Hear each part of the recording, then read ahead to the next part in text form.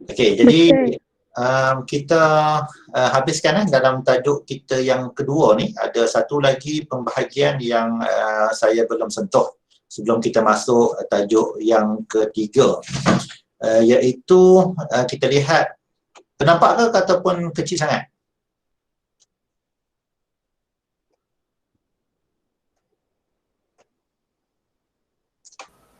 Nampak Ustaz, nampak. Nampak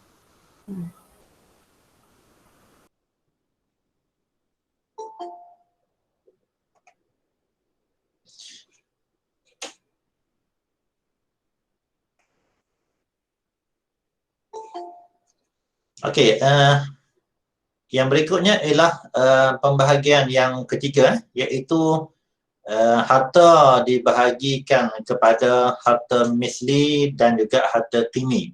Harta misli dan juga harta qimi. Okey, jadi pertama sekali kita nak kenal dulu apakah yang dimaksudkan dengan harta misli dan juga harta qimi. Okey, jadi kalau kita lihat dekat sini, harta misli kita boleh katakan ia merujuk kepada harta yang mempunyai persamaan ataupun terdapat keserupaan antara satu sama lain, yang mana sebahagiannya boleh mengambil tempat sebahagian yang lain tanpa wujud perbezaan yang ketara. Dan pada kebiasaannya, harta jenis ini ataupun harta misli ini kebiasaannya diukur menggunakan neraca, timbangan, dan ada juga yang kita gunakan sukatan, ada juga kita gunakan bilangan, dan ada juga kita gunakan ukuran. Seperti apa? Seperti contohnya macam gandum. Sebab gandum ni biasanya kita akan timbang. Beras pun kita timbang. Kemudian buah-buahan kita biasanya kita timbang ataupun kadang-kadang kita ukur dengan menggunakan bilangan. Pakaian kadang-kadang kita buat secara ukuran dan sebagainya. Jadi kesemuanya itu kita boleh katakan ia termasuk dalam kategori harta misli. Okey. Kemudian yang kedua ialah harta qimi. Harta qimi ni kalau kita lihat, ia merujuk kepada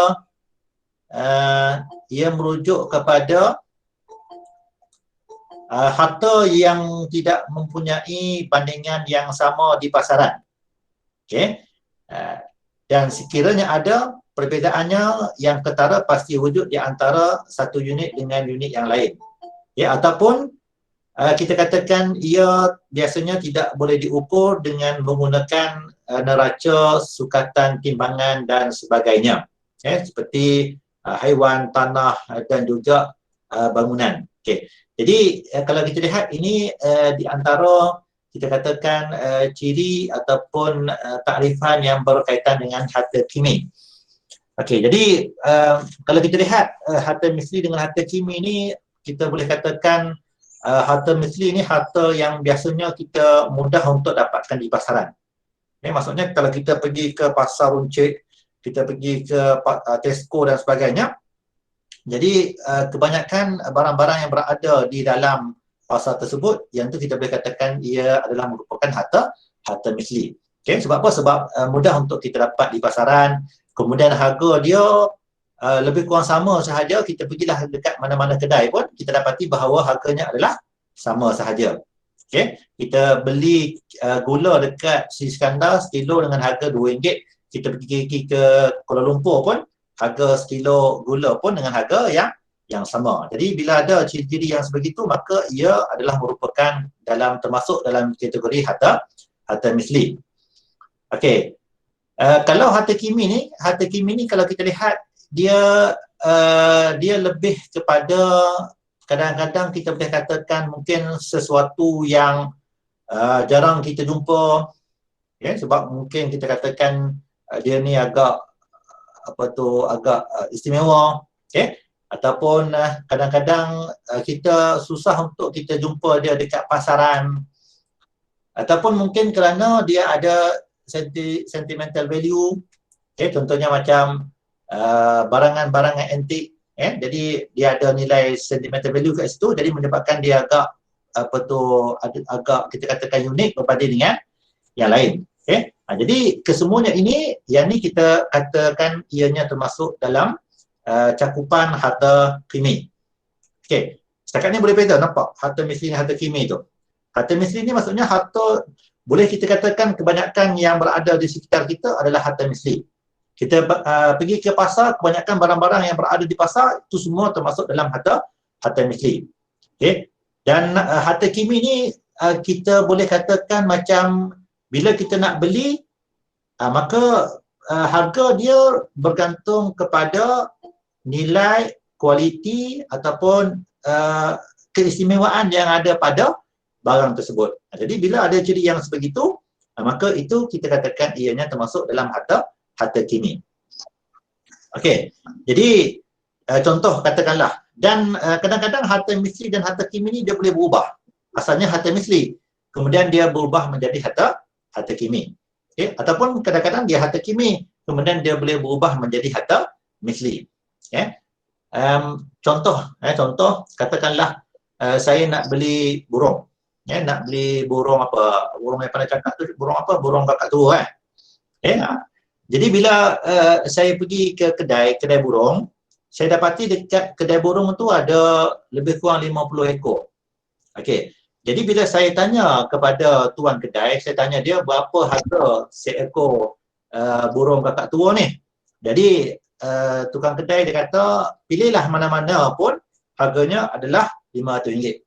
Okey. Jadi bila tuan kedai cakap macam tu, maka secara tak langsung kita tahu bahawa burung-burung kakak tua yang berada di kedai tersebut ianya adalah merupakan harta misli. Sebab apa? Sebab harganya sama sahaja di antara satu dengan yang lain.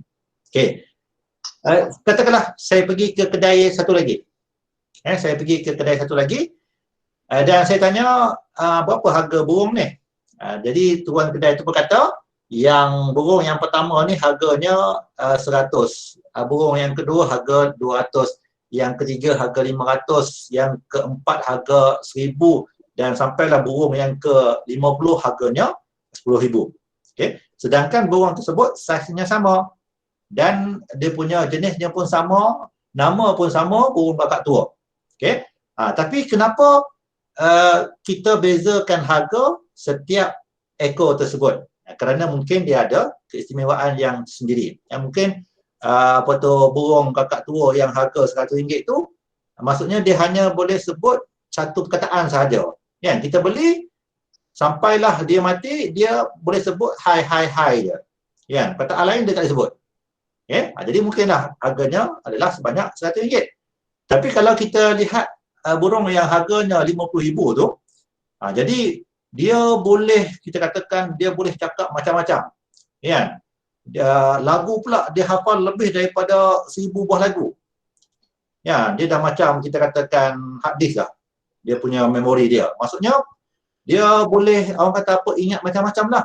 Kita nak dengar balik lagu yang dia nyanyi hari ni, mungkin tahun depan baru kita dengar balik. Maksudnya apa? Maksudnya dia agak, orang kata apa, istimewa sebab kita katakan dia dilatih dan dia mempunyai, kita katakan maksudnya dia boleh cakap lah macam-macam. Jadi menyebabkan harga dia berbeza. Jadi bila kita lihat keadaan begitu, maka kita boleh katakan burung kakak tua ini dia dalam kategori harta kimi. Sebab apa? Sebab kita buat penilaian berasaskan kepada setiap ekor tadi ataupun setiap unit dengan unit-unit yang lain. Okey, boleh nampak? Boleh nampak beza ni antara harta misli dan harta kimi? Nampak Ustaz. Okey. Dan kadang-kadang dia boleh berubah. Contohnya katakanlah asalnya harta misli. Contohnya kita nak beli rumah dekat satu taman. Okey. Rumah tu katakanlah rumah yang masih lagi dalam proses pembinaan. Kita pun pergi dekat kedai dia dan kita pun tanya berapa harga sebuah rumah ni dekat kawasan ni, dan lot yang kita pilih adalah lot tengah. Jadi dia beritahu mana-mana lot tengah harganya RM200,000. Maka itu di antara ciri harta misli. Jadi datanglah siapa-siapa pun, kalau dia pilih dekat mana-mana lorong, asalkan unit tengah harganya adalah RM200,000. Jadi itu ciri harta misli. Okey, jadi kita lihat ramai orang yang beli dan semua harga yang dibeli adalah sama saja, RM200,000.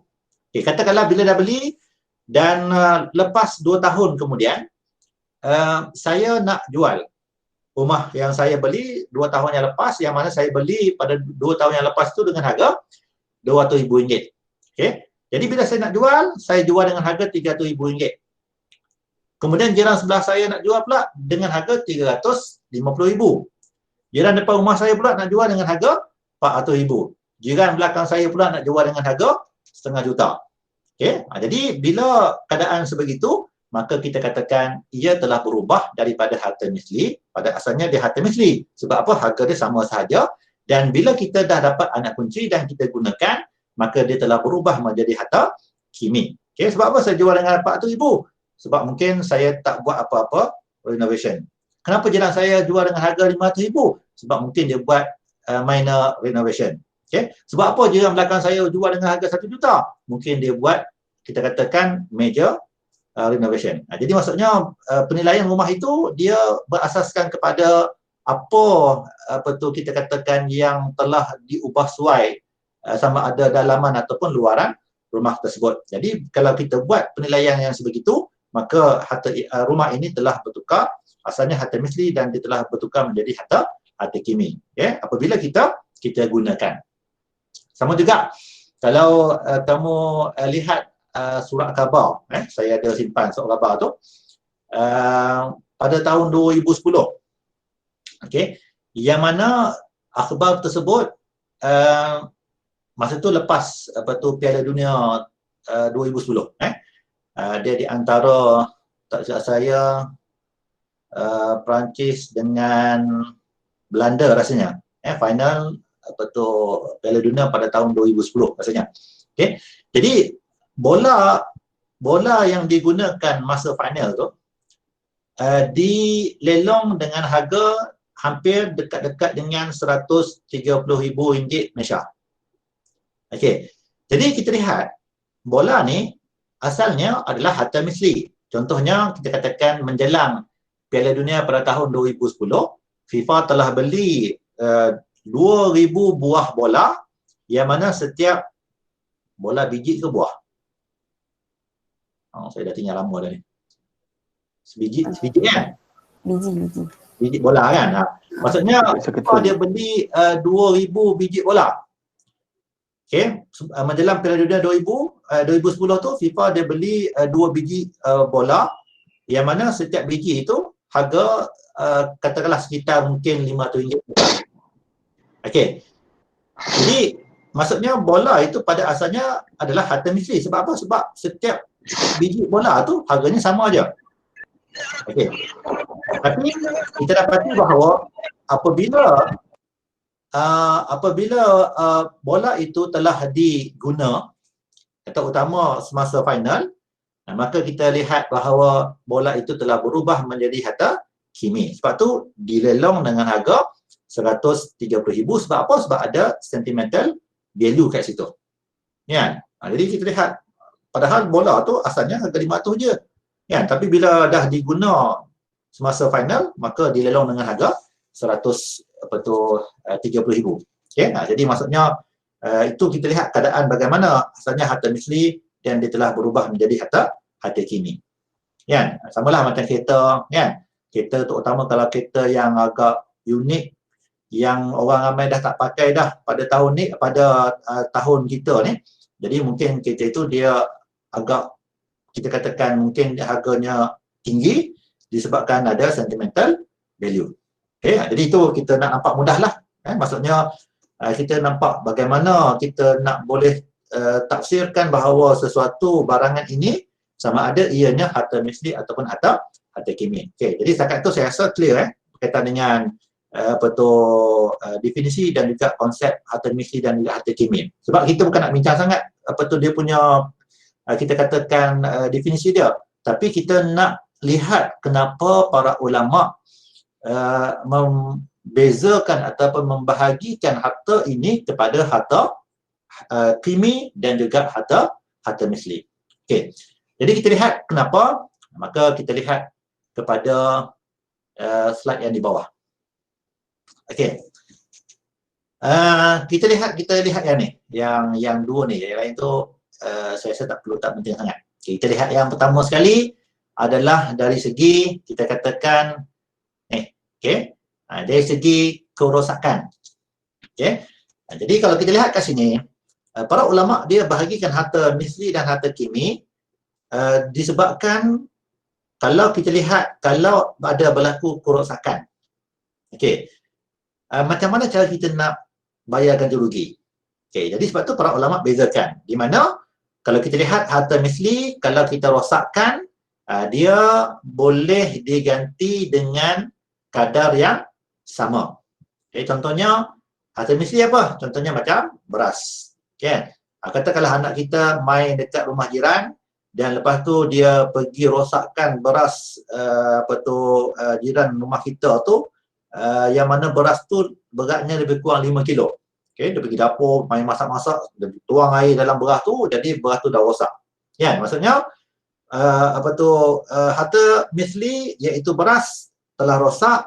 Jadi bagaimana cara kita nak ganti? Maka di sini kita lihat para ulama kata boleh kita ganti dengan kita katakan barangan yang sama ataupun kita boleh ganti dengan nilai dia. Tak ada masalah. Maksudnya apa? Kita boleh ganti dengan kita beli beras 5 kilo dan kita bagi kepada dia. So tak ada masalah. Okey, ataupun kita juga boleh ganti dengan menggunakan nilai mata wang. Okey, kemudian kalau kita lihat di sini, manakala harta kimi hendaklah digantikan dengan nilai. Harta kimi tak boleh. Kita nak ganti dengan barang yang seumpama dia. Okey, tapi kita kena ganti dengan nilai dia. Okey, saya bagi contoh. Katakanlah macam bola tadi. Katakanlah saya beli bola tu. Bola final pada tahun 2010 saya beli dengan harga katakanlah 170,000. Okey. Jadi bila saya beli, katakanlah ada sahabat kita yang bila dia tahu saya ada bola yang diguna pakai pada final tahun 2010 tu, dia pun datang ke rumah saya, dia kata, "Ustaz, boleh tak nak pinjam bola tersebut?" Lepas tu saya tanya kenapa? Sebab yelah bila bola tu diguna masa final tu di antara Perancis dengan apa tadi? Dengan Belanda tu maksudnya apa? Maksudnya kalau kita boleh scan bola tu adalah kesan boot siapa Robben ke maksudnya star-star bola sepak tu lah. Jadi dia nak rasa sepak macam mana yang kita katakan yang star ataupun player Perancis ataupun Belanda sepak tu. Saya pun kata okey tak apa, ambil lah. Kamu sepak lah. Jadi dia pun ambil bola tu, kemudian katakanlah dia main kat padang. Dia main kat padang, kemudian dia sepak. Dia sepak bola tu, jadi bola tu kena, kita katakan kena bucu pagar. Jadi bila bola tu kena bucu pagar, jadi bola tu pecah. Okay.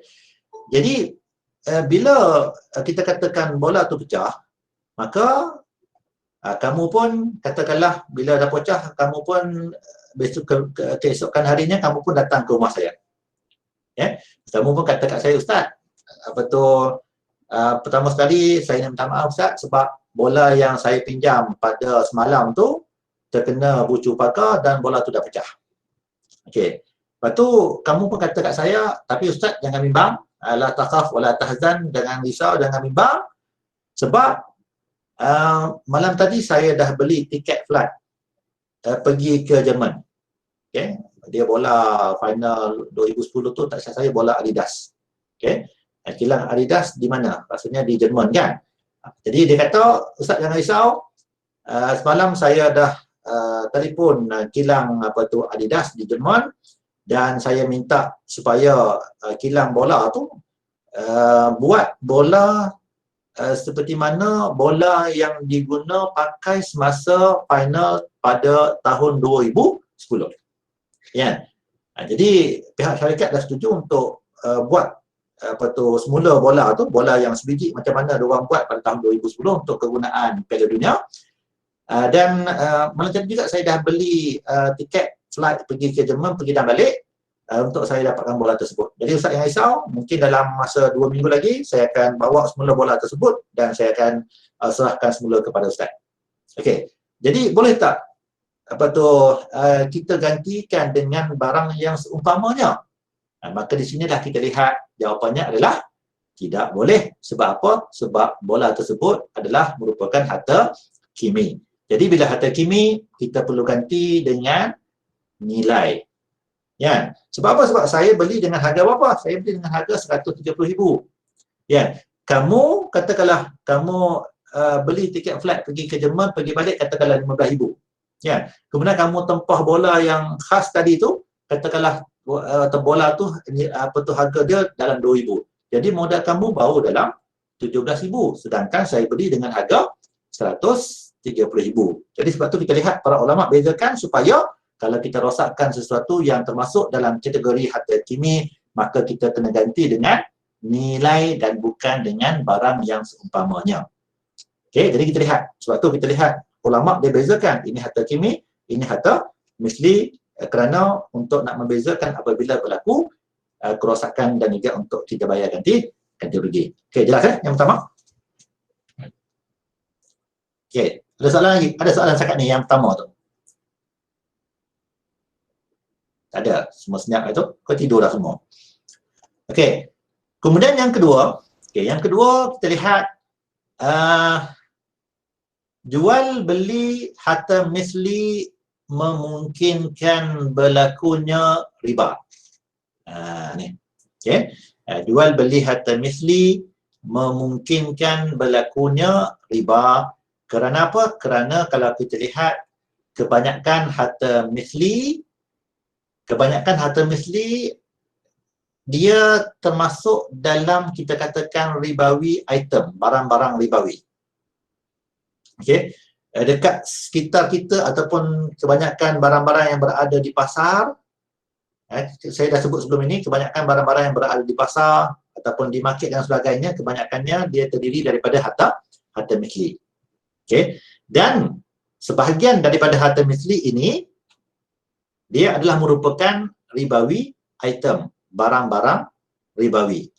Okey. Jadi bila barang-barang ini adalah barang ribawi, maka apabila kita hendak melakukan transaksi jual beli ke, pertukaran ke, maka di sini kita kena berhati-hati. Sebab kalau kita tidak berhati-hati, kita tidak mematuhi syarat-syarat dia, maka takut-takut kita terjerumus dalam dosa yang sangat dahsyat, iaitu dosa riba. Okey. Jadi mungkin kamu tak berapa nak nampak macam mana yang dikatakan barang-barang ribawi. Okey, jadi saya stop dulu. Saya nak pindah ke slide. Ada ke satu lagi.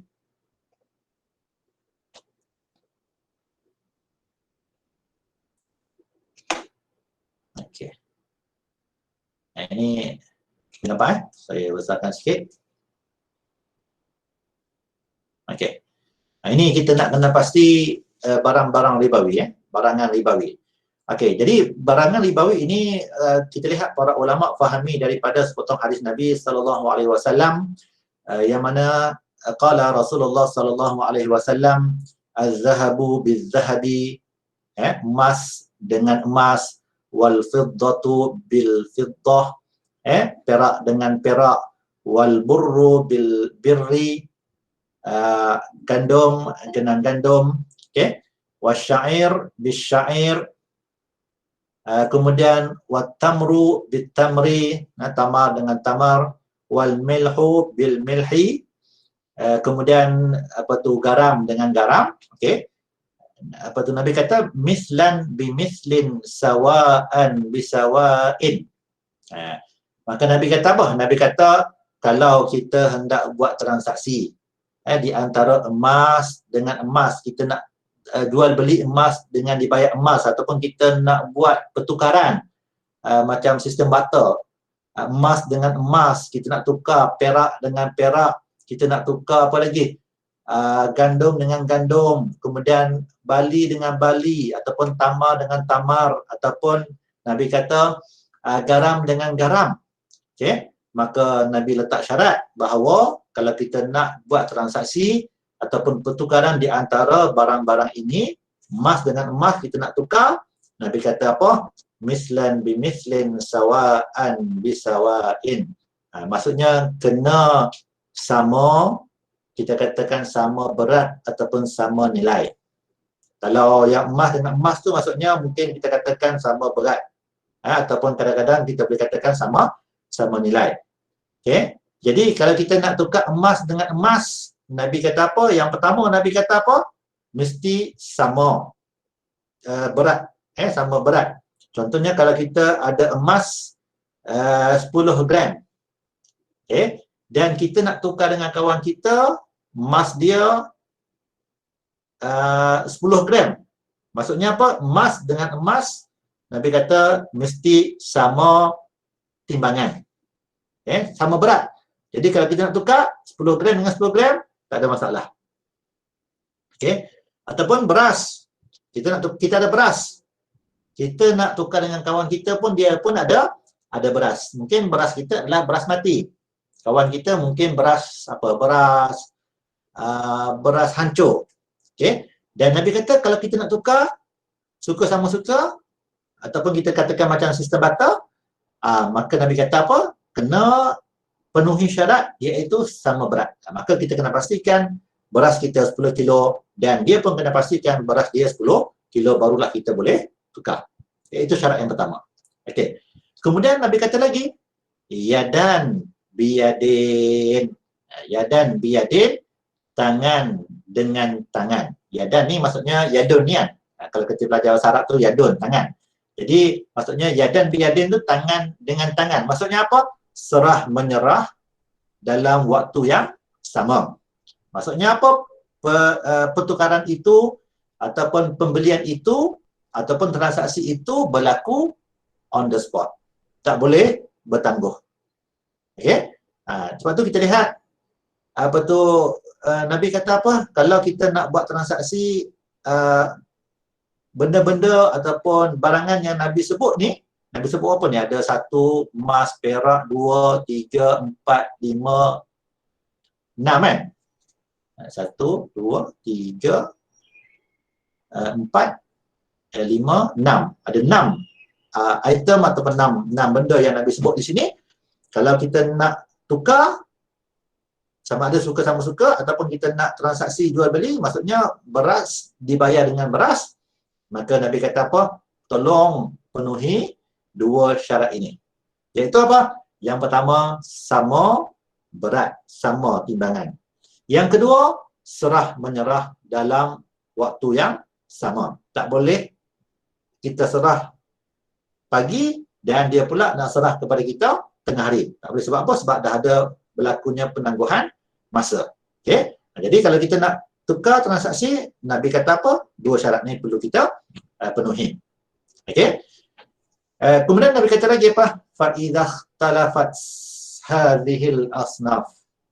Dan sekiranya kalau kita nak tukar item yang berbeza dengan item yang lain.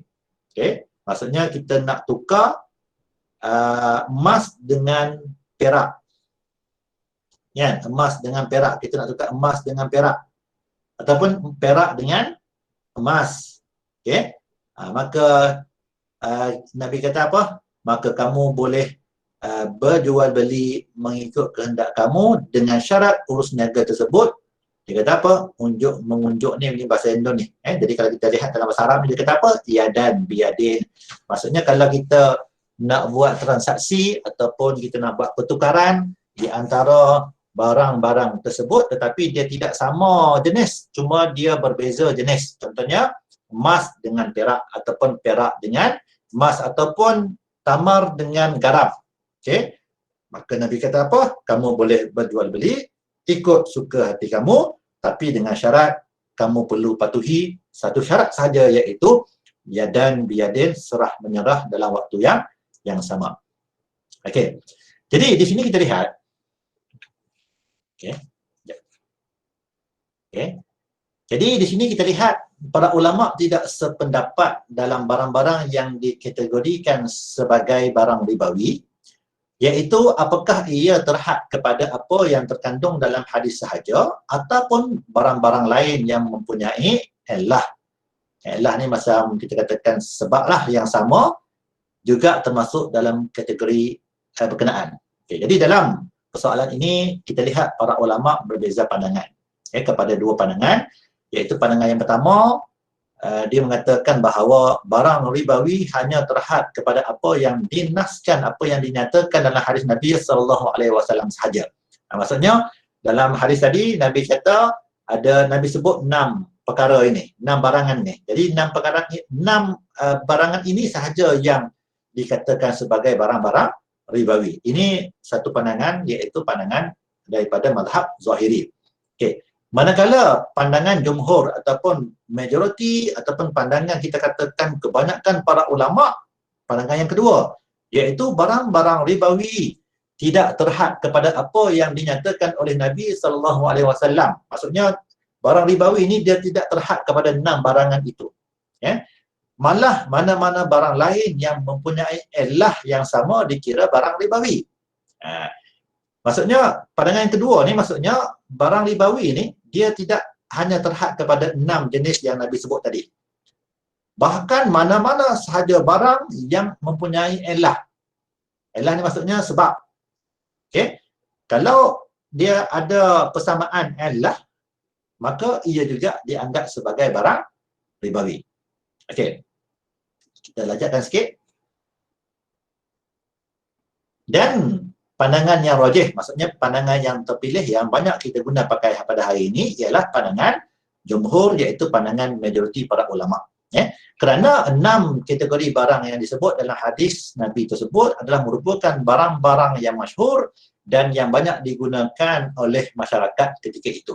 Jadi apa yang disebut dalam hadis berkenaan hanyalah atas dasar contoh dan tidak bertujuan untuk menghadkan 6 kategori itu sahaja sebagai barang ribawi. Jadi Nabi sebut 6 barangan tersebut sebab apa? Sebab barangan itu adalah barangan yang kebanyakannya digunakan semasa zaman Nabi SAW. Okey. Jadi disebab itu kita lihat orang kata apa, di situ kita lihat para ulama dia telah memperluaskan lagi kategori barang ribawi, yang mana barang ribawi ini bukan sekadar 6 itu sahaja, tetapi ia merangkumi banyak lagi. Okey. Jadi kalau kita lihat kat sini, kita boleh katakan barang ribawi ini dia ada 2 kategori. Berdasarkan kepada hadis Nabi SAW tadi.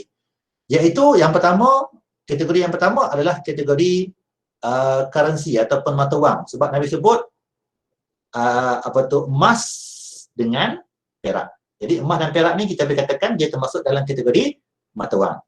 Okey. Manakala yang 4 barangan yang lain tu Nabi sebut bali, tamar, gandum, garam, yang ni para ulama kategorikan keempat-empat barangan ini sebagai makanan ruji ataupun makanan asasi. So kita boleh katakan barang ribawi dia ada 2 kategori. Yang pertama kategori mata wang, yang kedua kategori makanan asasi. Okey. Jadi sebab itu kita lihat para ulama dia gunakan, kita katakan dia gunakan dia mengkiaskan kita lihat emas dan perak ni elahnya, ini kita katakan emas dan perak ni elah dia adalah dia merupakan alat pertukaran yang diguna pakai semasa zaman Nabi SAW. Okey. Jadi elah dia tu, maksudnya kenapa Nabi sebut emas dan perak? Kerana elah dia, kerana emas dan perak adalah merupakan mata wang yang diguna pakai pada zaman Nabi SAW sebagai barang ataupun alat pertukaran mata wang. Okey. Manakala nanti dulu. Jadi pada hari ini kita lihat pada hari ini kebanyakan negara kita gunakan mata wang kertas. Mata wang kertas. Ya, sedangkan Nabi tak sebut pun ringgit Malaysia, US dollar sebagai barang ribawi. Nabi hanya sebut emas dan perak sahaja. Jadi adakah ringgit Malaysia, dolar, rial dan sebagainya itu juga termasuk dalam barang ribawi? Maka jawapannya adalah ya. Sebab apa? Sebab kita menggunakan kias. Okay? Sebab mata wang yang kita guna pakai pada hari ini, kita gunakan ringgit Malaysia, kita gunakan dolar dan sebagainya. Jadi dia mempunyai elah yang sama dengan emas dan perak yang Nabi sebut, iaitu dia kita lihat pada hari ini wang kertas tersebut, ringgit Malaysia dan sebagainya, kita gunakan sebagai alat pertukaran, iaitu mata wang. Maka di situ dia ada persamaan elah. Maksudnya ringgit Malaysia yang kita guna pakai pada hari ini, dia punya elah dia adalah dia merupakan mata wang. Dan emas dan perak yang Nabi sebut, dia juga mempunyai elah yang sama, ia juga adalah merupakan alat pertukaran ataupun mata wang. So maksudnya kedua-dua jenis mata wang ini ataupun jenis emas dan perak dengan wang kertas yang kita guna pakai pada hari ini, kedua-duanya mempunyai persamaan dari segi elah, iaitu kedua-duanya kita katakan merupakan alat pertukaran barangan ataupun kita katakan sebagai mata wang, kan? Jadi bila sama elah dia, maka para ulama kiaskan wang ringgit, dolar, rial dan sebagainya juga dianggap sebagai barang ribawi. Okey, itu kategori yang pertama. Manakala kita lihat dalam kategori yang kedua, Nabi sebut gandum, barley, kurma dan garam. Sebab apa Nabi sebut empat barangan tersebut? Kerana elah dia adalah makanan ini ataupun barangan ini dia merupakan makanan ruji ataupun makanan asasi yang dimakan oleh masyarakat ketika itu. Okay. Jadi macam kita lihat pada hari ini, kita makanan ruji kita adalah macam kita katakan beras, kan? Nabi tak sebut pun beras. Okay, sebab apa? Sebab beras bukan merupakan makanan ruji orang Arab. Tapi di negara kita, makanan ruji kita adalah beras dan lain-lain. Jadi adakah beras ini juga termasuk dalam kita katakan barang ribawi? Maka jawapannya ya. Sebab apa? Sebab beras juga mempunyai elah yang sama, iaitu dia merupakan makanan yang disukat ataupun ditimbang, dan dia merupakan makanan ruji. Jadi dia mempunyai elah yang sama dengan barangan yang Nabi sebut empat tadi itu. Jadi dia ada persamaan elah, maka para ulama kiaskan beras juga merupakan barang ribawi. Kerana apa? Kerana mempunyai elah yang sama dengan barang ribawi yang Nabi sebut dalam hadis Nabi itu, iaitu mempunyai persamaan elah, iaitu sesuatu yang boleh disukat atau ditimbang, dan dia juga merupakan makanan ruji. Okey. Boleh ya? Okey. Jadi kita lihat dekat sini, okey, ini syarat dia. Okey, ini syarat dia. Kalau pertukaran berlaku dalam kategori yang sama dan jenis yang sama, persamaan jenis dalam kelompok yang sama. Macam tadi saya dah beritahu dah, ada dua kelompok. Yang pertama kelompok mata wang, yang kedua kelompok makanan ruji, ya. Jadi kalau pertukaran berlaku dalam kategori yang sama dan jenis yang sama, contohnya emas dengan emas, perak dengan perak, ringgit Malaysia dengan ringgit Malaysia, US dollar dengan US dollar, rial dengan rial. Okey, maka ini syarat dia. Iaitu yang pertama, mesti kita katakan sama kuantitinya. Maksudnya kalau dia ditimbang, maksudnya beratnya sama. Kalau macam ringgit, maksudnya ada punya nilainya sama. Kalau RM10, RM10 lah. Okey. Jadi kalau kita nak tukar RM10 dengan RM10, kena sama. Okay. Kalau kita RM10, dia RM11 kita tukar, tu kita dah katakan telah berlaku riba pada dia. Okay. Dan yang kedua adalah tanaqud, iaitu serah menyerah dalam majlis yang sama. Jadi serah menyerah itu perlu kita buat dalam majlis yang sama. Itu kita lihat kalau berlaku pertukaran dalam kategori yang sama dan jenis yang sama, seperti mana yang Nabi sebut tadi lah.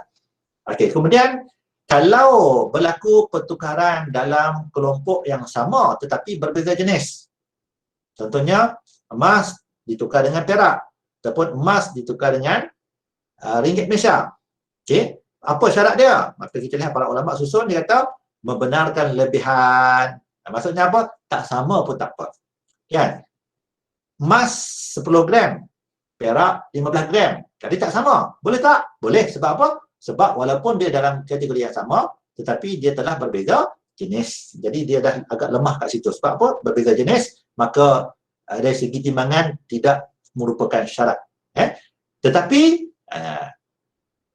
Adakah boleh kita tangguh? Jawapannya tidak boleh, kerana ia adalah merupakan syarat bagi barang ribawi yang sama, kita katakan yang sama kategori dan dia berbeza jenis. Okey, maka tak boleh kita serahkan emas pada pagi dan dia nak serahkan perak kepada kita petang nanti, yang tu haram hukum dia dan kita berdosa kalau kita buat sebegitu. Okey, jadi itu kategori yang kedua. Okey. Kemudian kita lihat pula yang ketiga, berbeza kategori. Maksudnya kalau kita nak buat pertukaran yang berbeza kategori, contohnya emas kita nak tukar dengan kurma. Okey, emas kategori mata wang, kurma dalam kategori yang lain kan. Jadi kita lihat emas satu kategori, kurma kategori yang lain. Okey, jadi kita nak tukar. Maka kita lihat ada tak syarat? Tidak ada syarat, membenarkan lebihan dan membenarkan penangguhan. Jadi tak ada masalah.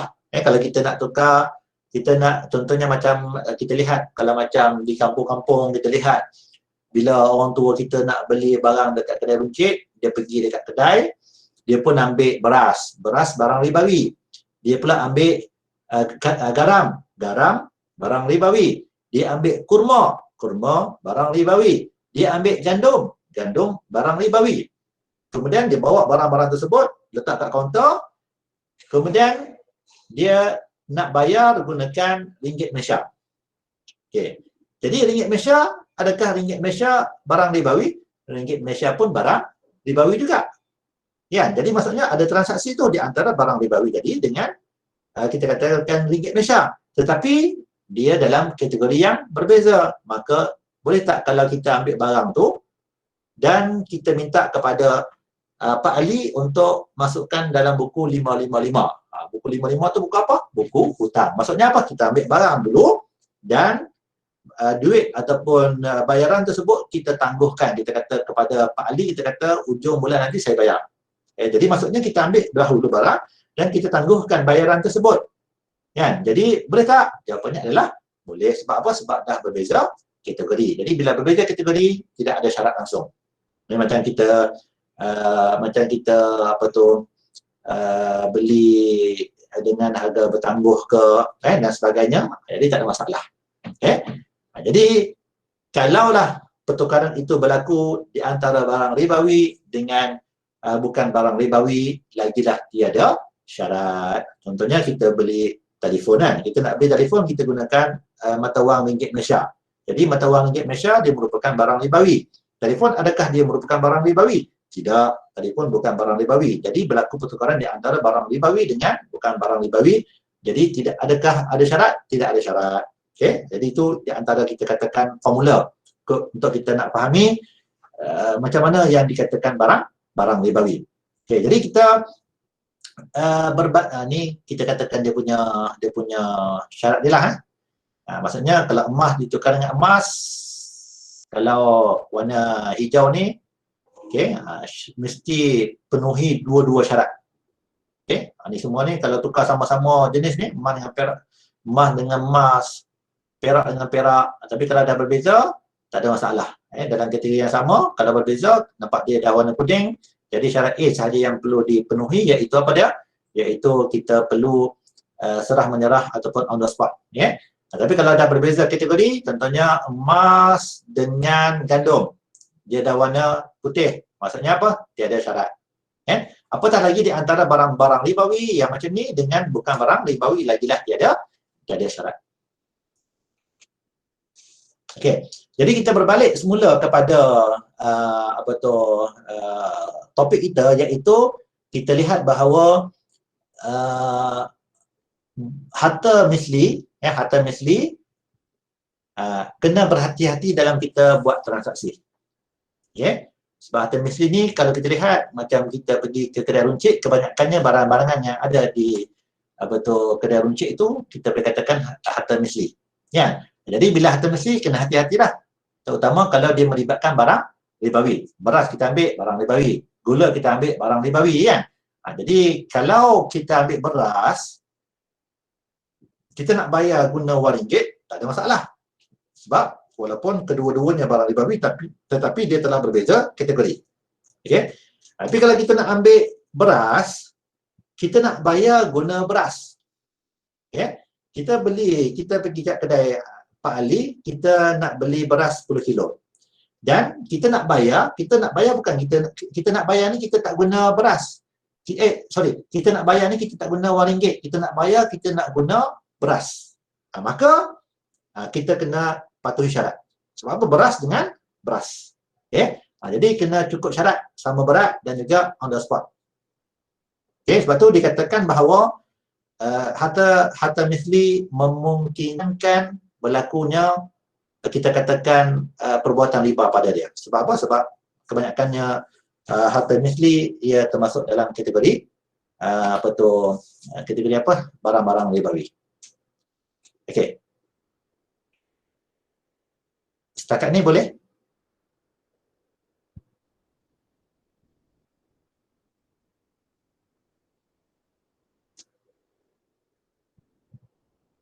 Boleh ke setakat ni? Boleh, saya boleh. Boleh Jelas Boleh Ustaz, insyaAllah. Okey. Okay, kita berbalik semula kepada slide kita ataupun buku kandungan yang ada dalam buku kita. Okey, ini yang saya kata tadi. Jual beli harta misli memungkinkan berlakunya riba. Okey, ada soalan sekarang ni? Tak ada ya? Kita ada, selesai. Yang harta istiflaki, istiqmali ni tak ada dalam silibus kita, so kita skip je. Okey, ini tanggungjawab pemilik harta ni saya akan belajar sendiri. Okey, jadi kita akan masuk bab yang ketiga, iaitu berkaitan dengan pemilikan harta. Yang ini kita masuk bab yang ketiga, di mana dalam bab yang ketiga kita akan fokus kepada al-milku, iaitu pemilikan. Okey. Jadi kita lihat dahulu apakah yang dimaksudkan dengan pemilikan. Jadi kalau kita lihat kat sini ada banyak takrifan dia. Antaranya kita katakan bahawa pemilikan ini boleh ditakrifkan sebagai suatu hubungan yang satu hubungan di antara manusia dengan harta, di mana hubungan itu diakui oleh syarak yang menjadikan harta itu dikhususkan kepada kita. Okey, dan manusia diberikan hak pengurusan harta dalam ruang lingkup yang dibenarkan oleh hukum syarak. Okey. Jadi pemilikan ini bahasa mudahnya maksudnya dia adalah merupakan suatu pengiktirafan oleh syarak terhadap transaksi yang berlaku di antara seseorang dengan seseorang. Okey. Jadi bila Islam ataupun syarak mengakui hubungan tersebut, maka kesannya adalah kita berhak untuk uruskan harta tersebut mengikut panduan yang dibenarkan oleh Islam. Okey. Jadi oleh sebab tu kita katakan bila ada pemilikan, maka bila benda itu jadi milik kita, maka benda itu adalah merupakan kita katakan hak kita lah. Jadi orang lain tak boleh nak ambil. Ya, pemilikan. Contohnya harta tu siapa punya? Harta tu aku punya. Kan? Perempuan tu siapa punya? Perempuan tu aku punya. Jadi macam mana kita nak jadikan perempuan itu hak kita? Melalui yang kita katakan akad. Melalui akad, iaitu akad nikah. Yang bila kita akad nikah, maka perempuan itu akan menjadi milik kita. Ya. Sama juga, katakanlah barang itu boleh barang itu kita nak jadikan milik kita. Maka dia perlu melalui kita katakan satu kaedah ataupun suatu proses. Yang mana kaedah dan proses itu kaedah yang dibenarkan oleh hukum syarak. Jadi kalau kita follow kaedah tersebut, maka barang itu akan menjadi milik kita yang sempurna. Okay, jadi itu yang kita katakan sebagai pemilikan. Okay. Kemudian kita katakan lagi bahawa pemilikan juga ditakrifkan sebagai pengkhususan dengan sesuatu yang boleh menghalang orang lain daripada campur tangan dalam pengurusan harta tersebut. Jadi maksudnya bila sebut pemilikan, maksudnya dengan adanya pemilikan tersebut kita boleh halang orang lain untuk campur tangan terhadap urusan barang yang kita miliki. Okay. Dan dengan adanya pengkhususan tersebut, pemilik harta bebas menguruskan hartanya daripada awal dia dapat harta sampailah terdapat tegahan syarak yang melarang ataupun membataskan pengurusan harta tersebut. Okey, jadi maksudnya bila barang itu menjadi milik kita, jadi kita boleh buat apa sahaja asalkan masih lagi berada dalam lingkungan yang dibenarkan oleh hukum syarak, sehinggalah kalau terdapat tegahan syarak. Ya, contohnya apa? Masa kita beli kita okey, kita sihat, kita waras. Ya, kita beli rumah, masa kita beli rumah tu kita sihat, kita waras. Okey. Tapi lepas 5 tahun kita gila. Ya, kita gila. Jadi bila kita gila, maka di situ kita telah hilang hak pengurusan harta. Sebab tu orang gila kalau dia jual rumah, maka jual beli tersebut tidak sah kerana dia tak tahu apa yang dia buat. Okey, jadi sebab tu kita lihat orang gila, orang yang pitam, orang yang kita katakan yang bodoh ataupun yang belum cukup umur ataupun yang belum balik, maka mereka ini dilarang oleh syarak untuk buat sesuatu transaksi terhadap harta yang dia miliki. Okey, jadi dia hilang hak pengurusan. Okey. Sebab apa? Sebab kita lihat dia tak tahu apa benda kesan daripada apa yang dia buat. Jadi sebab tu kita lihat hak pengurusan tersebut akan dipindahkan kepada wasi, iaitu kita katakan sebagai pemegang amanah terhadap harta yang ditahan, hak pengurusan dia. Okey. Dan kemudian kita nak lihat kepada pembahagian pemilikan, dibahagikan kepada dua, iaitu yang pertama ialah pemilikan sempurna, milk tam. Dan yang kedua ialah pemilikan tidak sempurna, iaitu al-milk naqis. Okey, jadi ada dua kita katakan kategori pemilikan. Jadi kita akan fokus terlebih dahulu kategori yang pertama, iaitu milk tam, pemilikan sempurna. Okey. Apa yang dimaksudkan dengan pemilikan sempurna? Iaitu pemilikan yang memiliki zat ataupun ain harta tersebut dan juga memiliki manfaat. Jadi pemilikan sempurna ni kita boleh katakan seseorang yang memiliki fizikal harta ataupun zat harta dan pada masa yang sama juga dia juga memiliki manfaat. So dekat harta ni biasanya dia ada dua elemen. Satu, fizikal harta, yang kedua manfaat. Ya? Macam contohnya kita katakan macam pen. Ya, macam pen ya. Jadi pen ni dia ada dua elemen yang ada pada pen ni. Yang pertama fizikal, zat harta. Yang kedua manfaat. Okey, manfaat tu kita boleh tulis. Ya. Jadi katakanlah kalau macam saya ada hak terhadap zat harta ni. Maksudnya saya ada hak terhadap physical pen ni. Dan pada masa yang sama saya juga ada manfaat, saya boleh gunakan. Maka pen ini dianggap sebagai pemilikan sempurna bagi saya. Itu kita namakan sebagai milku tam. Pemilikan sempurna. Okay. Contoh yang lain untuk kita nak nampak supaya kita katakan kadang-kadang asalnya adalah merupakan pemilikan sempurna. Okey, contoh katakanlah macam saya beli rumah. Okey, jadi bila saya beli rumah, saya ada hak untuk saya memiliki kita katakan zat rumah tersebut. Rumah tu adalah merupakan milik saya. Dan pada masa yang sama saya juga ada hak untuk manfaatkan. Saya boleh duduk kat rumah tu. Okey. Tapi lepas setahun saya sewakan rumah tersebut kepada B. Saya buat kontrak ijarah dengan B, saya sewa rumah tersebut kepada dia dalam masa 2 tahun. Jadi di situ saya telah bertukar daripada pemilikan sempurna kepada pemilikan tidak sempurna.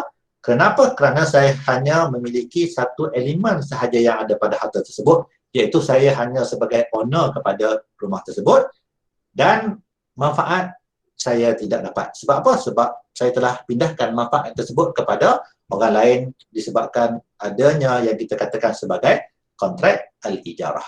Okay? Jadi itu yang kita supaya kita nampak macam mana yang dikatakan sebagai pemilikan sempurna. Jadi ini di antara kita lihat beberapa ciri pemilikan sempurna. Jadi ini mudah saja. Yang pertama, bersifat kekal selamanya di tangan pemilik dan tidak mempunyai jangka masa tamat. Jadi kalau sesuatu barang itu dia tidak ada tempoh, tidak ada expired dan sebagainya, kita boleh gunakan sampai bila-bila, itu di antara ciri pemilikan sempurna. Kemudian tidak gugur pemilikan harta walaupun harta itu dirampas oleh orang. Ya, maksudnya harta kita dirampas oleh orang dan rampasan itu tidak menyebabkan kita hilang hak milik. Jadi itu di antara ciri yang kedua. Kemudian yang ketiga, pemilik mempunyai kuasa mutlak untuk menguruskan harta yang dimiliki. Kita ada hak mutlak, kita boleh buat apa sahaja, sama ada kita nak gunakan, kita nak hibahkan, kita nak wakafkan, kita nak buat apa sahaja, maka itu juga di antara ciri pemilikan sempurna. Okay? Dan kalau kita rosakkan harta tersebut, kita tak perlu bayar ganti rugi. Kita pecahkan katalah handset, dan bila kita pecahkan handset tersebut, kita tak perlu bayar ganti rugi. Maka jelas itu dianggap sebagai pemilikan sempurna bagi kita. Sebab apa? Kita pecahkan barang kita sendiri, so tak perlulah kita bayar ganti rugi, kan? Jadi itu di antara ciri pemilikan sempurna. Jadi itu di antara keempat ciri pemilikan sempurna. Okey, boleh ya? Okey, kemudian kita berpindah kepada topik ataupun topik yang berikutnya. Jadi untuk membolehkan sesuatu itu menjadi pemilikan sempurna kepada kita, maka Islam telah menggariskan beberapa cara ataupun kaedah. Okay? Jadi kita nak dapatkan sesuatu itu supaya benda itu jadi hak milik sempurna bagi kita, dia tak boleh kita katakan buat sesuka hati kita. Okay? Jadi dalam Islam itu sebagai ad-din, sebagai satu cara hidup yang merangkumi segala aspek kehidupan kita, maka dalam bab muamalat pun Islam telah menggariskan kepada kita nak memiliki harta, kita nak jadikan sesuatu harta itu sebagai milik kita, boleh, tapi dengan kaedah cara yang telah Islam gariskan kepada kita. Okay? Jadi di sini saya senaraikan ada 3 cara ataupun kaedah yang membolehkan sesuatu itu menjadi milik sempurna bagi kita, iaitu yang pertama sekali ialah penguasaan ke atas harta mubah. Okay? Dan di bawahnya ada banyaklah, contohnya kita turun ke tanah, kita tangkap binatang buruan, okay? Ataupun kita dapatkan rumput, ataupun pokok yang berbatang dalam hutan, okay? Ataupun kita jumpa bahan galian ataupun harta karun. Jadi ini di antara cara-cara bila kita buat salah satu daripada aktiviti ini, maka ia boleh menjadi pemilikan sempurna bagi kita, tapi dengan syarat-syarat yang tertentu. Okay? Dan cara yang kedua iaitu dengan cara yang telah Islam tetapkan. Ini maksudnya Islam telah tetapkan, melalui cara ini kita akan dapat harta tersebut dengan pemilikan sempurna. Contohnya yang pertama dengan kaedah faraid. Maksudnya kita dapat melalui pusaka ayah kita mati, maka kita mewarisi harta-harta yang sebelum itu dimiliki oleh ayah kita. Jadi bila dia mati, maka kita sebagai waris, kita dapat duit, kita dapat tanah, kita dapat rumah. Maka apa yang kita dapat itu dianggap sebagai pemilikan sempurna bagi kita melalui cara kaedah faraid. Ataupun zakat, kita sebagai asnaf zakat yang 8 tu, kita fakir, kita miskin, kita dalam kategori fisabilillah, jadi pusat zakat bagi duit kepada kita, maka duit yang kita dapat itu juga dianggap sebagai pemilikan sempurna bagi kita. Begitu juga dengan syufa'ah. Ini kita dah bincang pada minggu lepas. Syufa'ah yang tanah yang dikongsi oleh 2 orang, kan? Seorang tu jual. Okay? Jadi kita nak dapatkan balik bahagian tu dengan kita tuntut hak syufa'ah. Jadi dengan adanya hak syufa'ah, maka bahagian itu dianggap sebagai pemilikan sempurna bagi kita. Ataupun dengan cara nafkah. Contohnya kita sebagai seorang isteri, suami kita bagi duit, maka duit yang kita dapat itu juga dianggap pemilikan sempurna bagi kita. Kita sebagai anak, maka ayah kita bagi duit kat kita, kita dapat melalui nafkah. Duit yang kita dapat setiap bulan tu, maka duit itu dianggap sebagai pemilikan sempurna bagi kita. Okey, kemudian yang ketiga ialah kontrak yang diharuskan oleh hukum syarak. Ini ada banyak, contohnya jual beli, kita beli barang, jadi barang itu akan jadi milik kita yang sempurna. Ataupun hibah, ada orang hibahkan kepada kita, ada orang wasiatkan kepada kita, ada orang sedekahkan kepada kita. Ataupun pelaburan, harta yang kita buat pelaburan, jadi ada kita katakan dia punya pulangan, keuntungan dan sebagainya, itu juga dianggap sebagai pemilikan sempurna bagi kita. Ataupun iqta', maksudnya pemberian kerajaan kepada kita, jadi kerajaan anugerahkan tanah kepada kita, jadi tanah itu juga dianggap sebagai pemilikan sempurna bagi kita. Okey.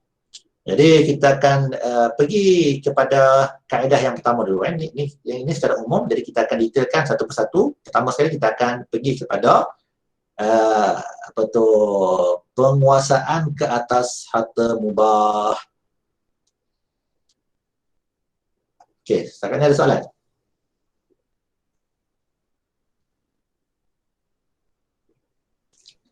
Ada soalan kan? Tak ada Ustaz. Tak ada, jelas kan? Okey.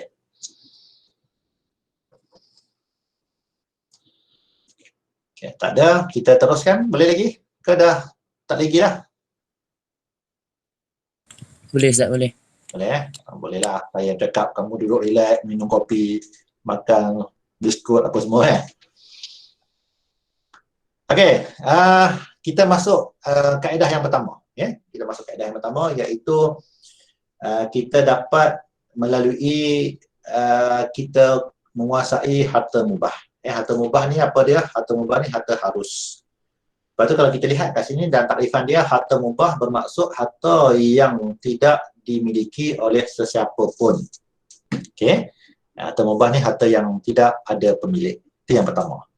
Yang kedua, tidak ada halangan syarak untuk kita miliki. Yang kedua, harta itu tidak ada pemilik. Yang kedua, harta dan Islam tidak ada halangan untuk kita miliki.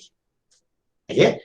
Maka apabila sesuatu harta itu memenuhi kedua-dua syarat ini, jadi yang pertama tidak ada owner, tidak ada pemilik. Yang kedua, Islam pun tak larang untuk kita miliki, maka harta ini dianggap sebagai harta mubah. Dan bila Islam mengiktiraf harta ini sebagai harta mubah, maka sesiapa sahaja yang dapat kuasai harta mubah ini, maka harta ini akan menjadi milik dia yang sempurna. Okey. Contoh, banyaklah. Contohnya macam rumput, ataupun kayu, ataupun pokok di dalam hutan, kan? Pokok, kayu, buah dalam hutan tu ada tak pemilik? Tak ada. Mana ada. Kita katakan orang duduk tanam dan dia jadikan tanaman tu sebagai milik dia. Tidak. Sebab hutan ni kita anggap mungkin orang kata apa, memang tidak ada pemilik lah hutan ni. Jadi apa sahaja yang bila kita masuk hutan, kita jumpa apa sahaja yang ada dalam hutan tu, maka silakan ambil. Tak ada masalah. Okey. Kita potong kayu, kita ambil kayu tu, kita buat keluar, ataupun kita jumpa buah, kita masuk hutan tengok ada pokok durian, dan jatuh, kita pun tak payah nak kita katakan fikir banyak-banyak, ambil, makan je. Sebab apa? Sebab dalam hutan, pokok durian dalam hutan tu memang tidak ada pemilik. Siapa yang tanam? Yang tu tak payahlah tanya. Sebab mungkin burung yang dia makan buah durian tu, dia terbang, kemudian buah tu jatuh, jadi dengan kehendak Allah tumbuhlah pokok. Jadi maksudnya itu dianggap sebagai harta mubah. So siapa yang dapat pegang, siapa dapat kuasai, maka ianya dianggap sebagai milik dia lah. Jadi dia boleh makan, dia boleh jual dan sebagainya lah. Okay. Dan pemilikan dalam kategori ini dianggap istimewa kerana harta tersebut tidak pernah dimiliki oleh sesiapa pun sejak zaman berzaman. Maksudnya memang tak pernah ada kita katakan pemilik dia. Dan apabila seseorang menguasai harta tersebut, maka ia diangkat sebagai pemilik pertama. Jadi bila kita dapat kuasai, kita lah orang yang pertama yang memiliki dia. Dan ia berbeza dengan memiliki harta melalui jual beli dan lain-lain kerana harta tersebut sudah ada pemilik asal sebelum berpindah pemilikan kepada orang yang membeli. Dia berbeza dengan kalau kita jual beli. Sebab apa? Sebab barang itu memang dah merupakan milik orang, dah merupakan milik orang. Kemudian dia cuma berpindah milik kepada pembeli. Itu kita lihat beza dia. Jadi ini di antara syarat kita nak kuasai harta mubah, iaitu yang pertama, seperti mana yang saya sebut tadi, tidak pernah dimiliki oleh sesiapa. Ini berdasarkan pada Nabi SAW. Sesiapa di kalangan Muslim yang memperolehi sesuatu yang belum pernah dimiliki oleh seseorang, maka apa yang diperolehi itu menjadi haknya. Jadi jelas Nabi sebut. Kemudian yang kedua, niat untuk memiliki sesuatu. Maksudnya kita kena ada niat untuk kita memiliki benda tu. Kalau kita letak perangkap, memang kita letak perangkap untuk tangkap binatang. Jadi bila kita letak perangkap itu memang kita ada niat untuk tangkap binatang. Jadi kalau mana-mana binatang masuk dalam perangkap kita, maka kita lah merupakan pemilik kepada binatang yang telah kita katakan yang telah terperangkap dalam perangkap yang kita letakkan tu. Okey, kita masuk hutan, kita letak perangkap. Kan? Kemudian kita pun balik ke rumah kita balik. Kan? Dalam seminggu baru kita nak tengok balik perangkap kita tu. Katakanlah sebelum seminggu tu, katakan keesokan harinya ada orang lain masuk hutan dan dia tengok dekat perangkap yang kita letak itu telah ada binatang. Jadi boleh tak dia nak ambil binatang tu? Jawapannya tak boleh. Sebab apa? Sebab binatang itu telah masuk dalam perangkap yang diletakkan oleh kita. Okay, kalau dia ambil, maka dia berdosalah sebab dia dianggap sebagai mencuri. Okay? Sebab kita letak perangkap. Kan? Jadi dia milik siapa? Milik orang yang meletakkan perangkap. Sebab kita memang niat untuk tangkap binatang tersebut. Kan? Tapi kalau kita tidak ada niat, contohnya kita kita jemur jaring. Jala. Okay? Kita nelayan. Kemudian waktu musim tengkujuh, kita pun tak boleh nak ke laut. Jadi kita pun repair jala kita kan. Kita repair, kita gantung dan kita niat kita bukan nak tangkap binatang pun, kita gantung, kita nak jahit jaring tersebut, jala tersebut. Okey. Ditakdirkan oleh Allah pada waktu malam ada burung lalu, ada burung terperangkap dalam kita katakan dalam kita punya jaring tersebut ataupun jala tersebut. Kan? Jadi soalan dia, siapakah empunya burung tersebut? Maka kita lihat jawapan dia, burung tersebut adalah kepunyaan orang yang mula-mula jumpa.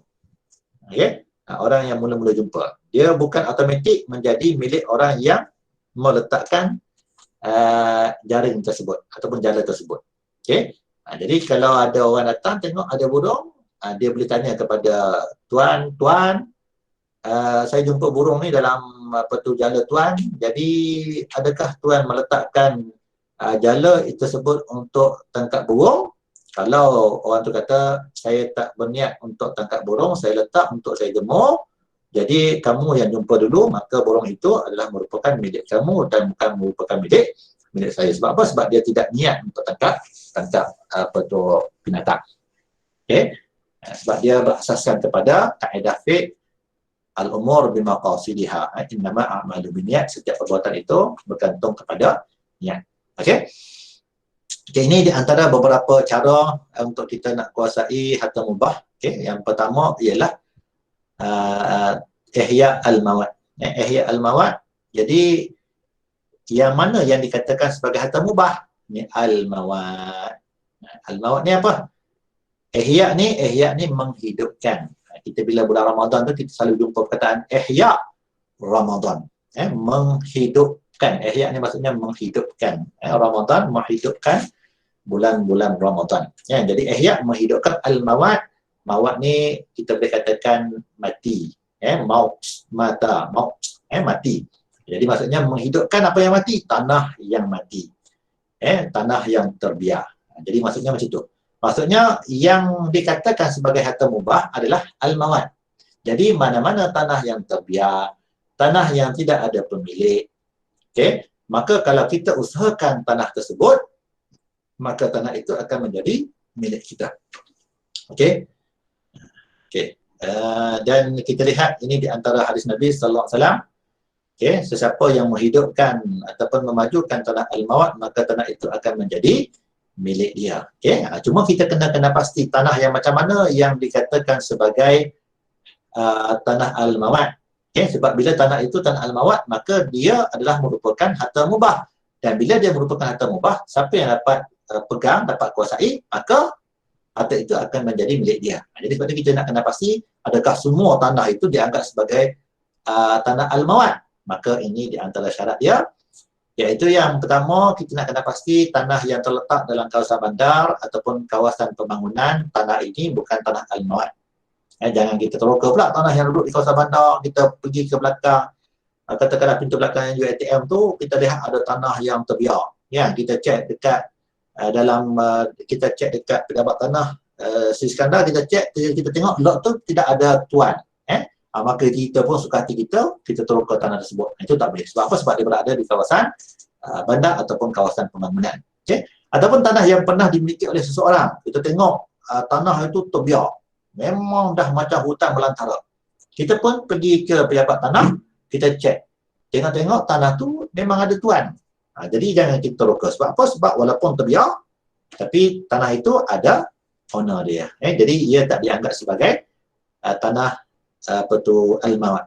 Okay. Kemudian tanah yang digunakan untuk tujuan tertentu seperti lokasi pembuangan sampah, kawasan yang diwartakan sebagai hutan simpanan dan sebagainya. Jadi maksudnya mana-mana kawasan yang telah digazetkan sebagai kita katakan hutan simpan ataupun tempat pelepasan binatang ataupun sebagai apa sahaja yang telah digazetkan, maka ia tidak dianggap sebagai tanah al-mawat. Okey. Jadi selain daripada itu tanah al-mawat lah. Maksudnya tanah yang berada di kawasan, kita katakan kawasan yang terpencil lah, ataupun kawasan hutan, pinggir hutan dan sebagainya. Okey. Jadi ini di antara syarat-syarat penerokaan tanah. Yang pertama, kena dapat kebenaran. Okey, jadi kita nak teroka tanah, ingat, tanah yang tidak ada pemilik, maka pemiliknya adalah pemerintah. Jadi bila kita nak teroka, kita dah kena pasti tanah ini adalah merupakan tanah al-mawat, tidak ada pemilik dan terletak jauh daripada kawasan pembangunan. Kita nak teroka boleh, tapi kena minta izin daripada pemerintah. Okey. Sebab apa? Sebab ini berdasarkan kepada hadis Nabi sallallahu alaihi wasallam, tidak harus bagi seseorang melakukan apa yang diperkenankan oleh pemimpinnya. Jadi tak boleh kita nampak suka hati kerana ada, kita katakan pemilik yang kita katakan macam dalam kurungan, iaitu pemerintah. Walaupun tanah itu tidak ada pemilik. Okey. Tapi dia ada, kita katakan pemilik dalam kurungan lah, iaitu pemerintah ataupun kerajaan. Jadi kena minta izin. Walau bagaimanapun kita lihat Imam Syafi'i berpandangan keizinan pemerintah tidak menjadi syarat. Kalau ikut mazhab Syafi'i, kalau tanah itu memang tanah al-mawat, tak perlu minta izin. Siapa teroka, tanah itu milik dia. Ya. Jadi itu kita lihat di antara pandangan-pandangan para ulama. Maksudnya mendapat keizinan ni ada perbezaan pandangan lah. Ada yang kata kena dapat izin dan ada yang kata tak perlu minta izin. Okay? Dan kedua-duanya ada perhujahan masing-masing. Contohnya kalau kita lihat yang kata kena minta izin, mereka ini berpandukan kepada hadis Nabi sallallahu alaihi wasallam. Hadis ini.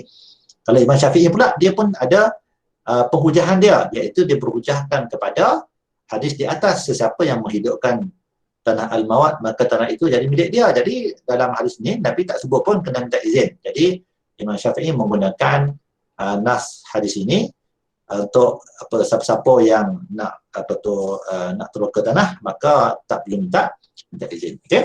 Kalau macam di negara kita ni, eloklah kita ambil pandangan kena minta izin sebab tanah agak terhad dan kita tidaklah memiliki tanah yang luas. Kalau macam di Indonesia, yang mana tanahnya sangat luas dan banyak tanah yang memang tidak dibangunkan, jadi mungkin di Indonesia kita boleh ambil pandangan daripada pandangan mazhab Syafi'i. Maksudnya siapa saja yang teroka maka tanah itu akan menjadi milik dia. Jadi kalau dia minta, maka kerajaan kena keluarkanlah, kita katakan macam geran ke untuk untuk mengiktiraf bahawa tanah ini telah diterokai oleh ahli. Okey. Kemudian yang kedua, melakukan kerja-kerja awal penerokaan, seperti meletakkan batu sempadan atau papan tanda dalam tanah yang hendak diterokai. Maksudnya bila kita nak teroka tanah, nak ihya al-mawat, tak boleh nak sembang. Kita tak boleh nak beritahu orang, wahai orang ramai, dekat tanah ni aku nak teroka. Kita sekadar secara verbal sahaja. Tak boleh kita buat begitu. Sebab apa? Sebab kita nak ihya al-mawat, dia perlu melalui proses kerja-kerja awal penerokaan. Okey? Sekurang-kurangnya kita letak sempadan. Mana tanah yang kita nak teroka? Maksudnya kita letaklah batu sempadan. Jadi kita lihat kalau macam orang kampung ni, dia tahu bila ada batu ni, ini nama dia batu sempadan, maka dia nampak, oh kawasan ni telah diletakkan batu sempadan, so dah ada orang yang nak teroka tanah ni, jadi dia tak boleh nak kacau tanah ni, dia kena cari tanah-tanah yang lain. Okey? Dan kita lihat mereka berhak mereka iaitu orang yang hendak teroka tanah ni, bila dia letak batu sempadan, dia berhak untuk menghalang orang lain daripada teroka tanah tersebut dalam tempoh masa 3 tahun. Jadi kalau dia sekadar letak batu sempadan, dia hanya berpeluang dalam masa 3 tahun untuk dia usahakan tanah tersebut. Okey, kalau dia sekadar letak batu sempadan, kemudian bila telah berlalu tempoh masa 3 tahun, maka tanah itu akan menjadi tanah al-mawad semula. Sebab apa? Sebab dia macam dia tidak bersungguh-sungguh untuk nak usahakan tanah tersebut. Jadi bagi peluang kepada orang lain yang bersungguh-sungguh hendak nak membangunkan sesuatu tanah. Okey, itu syarat dia. Okey, itu kita katakan yang pertama iaitu ihya al-mawad. Okey, kemudian yang kedua adalah menguasai binatang buruan. Ini mudahlah. Segala binatang, sama ada binatang ternakan, darat ataupun yang berada di dalam laut, jadi yang ni biasanya kita katakan sebagai harta mubah. Iaitu binatang yang tidak ada pemilik. Kita masuk hutan jumpa binatang, biasanya binatang dalam hutan tu memang tak ada pemilik. Kita pergi ke laut, biasanya apa sahaja yang berada di laut memang tidak ada pemilik. Dan kemudian halal dimakan. Tak ada masalah. Kemudian tiada tegahan syarak, maka kesemuanya itu dianggap sebagai harta mubah. So, siapa dapat kuasai, maka ianya dianggap sebagai pemilikan sempurna bagi dia. Macam banyaklah macam kita tangkap ke, kita letak jaring ke, apa semua tu, itu semua dianggap sebagai harta mubah, dan bila kita kuasai, maka binatang itu akan dianggap sebagai pemilikan kita yang sempurna. Saya rasa yang itu beliau sendiri. Kemudian kita pindah kepada yang ketiga, iaitu menguasai rumput ataupun kayu kayan.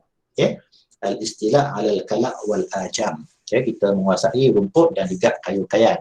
Ustaz, kenapa kita nak kuasai rumput?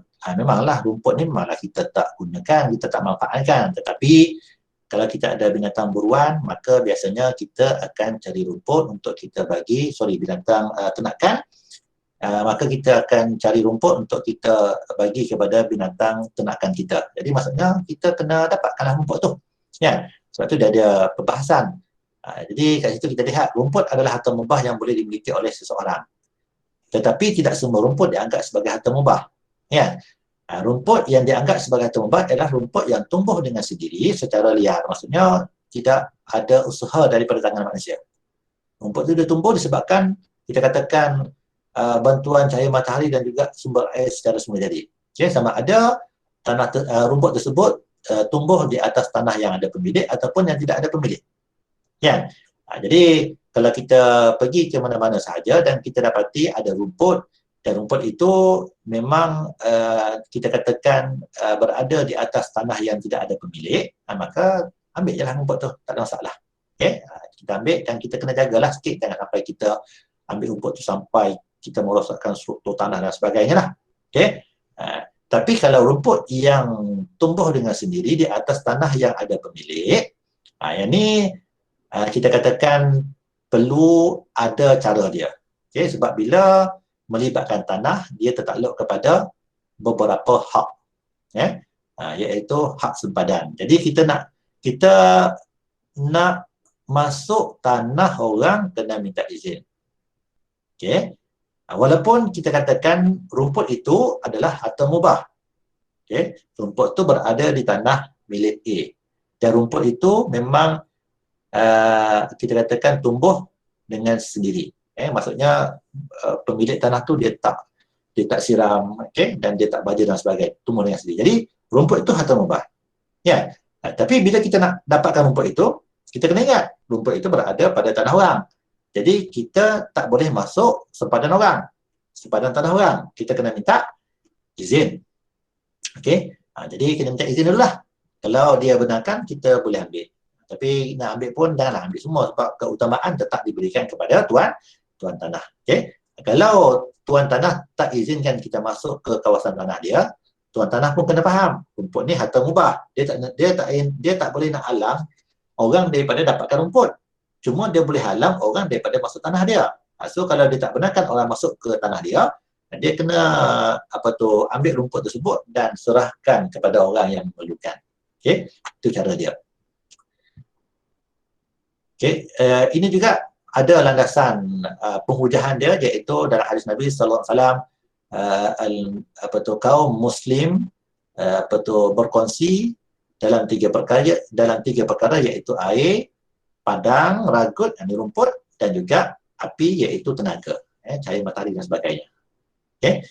Dan Anas radhiyallahu anhu meriwayatkan hadis daripada Ibn Abbas radhiyallahu anhu tersebut dengan tambahan, dan harganya adalah haram, tak boleh kita nak buat transaksi. Okey.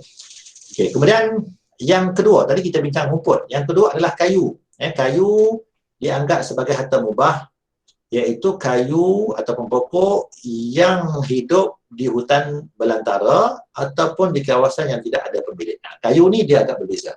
Rumput lain. Rumput maksudnya tak kira tanah orang ke, tanah bukan orang ke, asalkan dia tumbuh dengan sendiri, harta mubah. Tapi kalau kayu ataupun pokok yang dikatakan sebagai harta mubah ialah pokok ataupun kayu yang tumbuh di kawasan bukan milik orang. Itu harta mubah. So kita masuk hutan, memang kita tahu yang ni memang tak ada pemilik. Kita boleh ambil buluh ke, macam kita lihat bila musim nak raya tu, kita lihat kawan-kawan kita ataupun pakcik-pakcik kita masuk hutan, kemudian dia bawa balik buluh, bawa balik kayu, api dan sebagainya. So dia ambil dari hutan, so tak ada masalah. Boleh ambil, bahkan dia boleh bagi kepada orang, dia boleh jual dan sebagainya. Yang tidak dianggap sebagai harta mubah adalah pokok yang tumbuh di atas tanah yang ada pemilik. Itu tak boleh. Walaupun pokok tu tumbuh dengan sendiri. Sebab kita kena faham balik konsep hartanah tu. Konsep hartanah, kalau kita beli tanah, maka segala apa yang melekat di atas tanah dan yang melekat di dalam tanah itu merupakan milik tuan tersebut. Kalau ikut yang asal, maksudnya tuan tanah memiliki apa sahaja yang berada di atas tanah tersebut. Sama ada yang berada di atas pokok lah, rumput dan sebagainya, yang berada dalam tanah bahan galian dan sebagainya. Jadi dia dianggap sebagai pemilik kepada apa sahaja yang melekat di atas tanah, termasuklah rumput. Tetapi disebabkan ada hadis Nabi yang lain yang saya kata tadi ini, maka dalam hadis ini telah mengkecualikan rumput sebagai, kita katakan, harta tuan tanah tadi. Jadi rumput ni dikecualikan. Sebab apa? Sebab ada hadis yang khusus yang Nabi sebut bahawa orang ramai berkongsi dalam manfaat rumput. Boleh dan saya rasa yang last sekali iaitu menguasai bahan galian dan juga harta kunus. Al-istilah alal ma'adin wal kunus. Ma'adin, bahan galian. Bahan galian kita kena bezakan bahan galian dengan harta korun. Harta kunus ni maksudnya harta korun. Bahan galian adalah merupakan sesuatu harta yang tertanam di dalam bumi, di dalam tanah, dengan sifatnya yang semula jadi, belum diproses. Macam emas dalam bentuk semula jadi, dia mungkin macam ketulan batu ataupun kita katakan permata yang kita jumpa dalam tanah, mungkin dalam bentuk yang asal lah.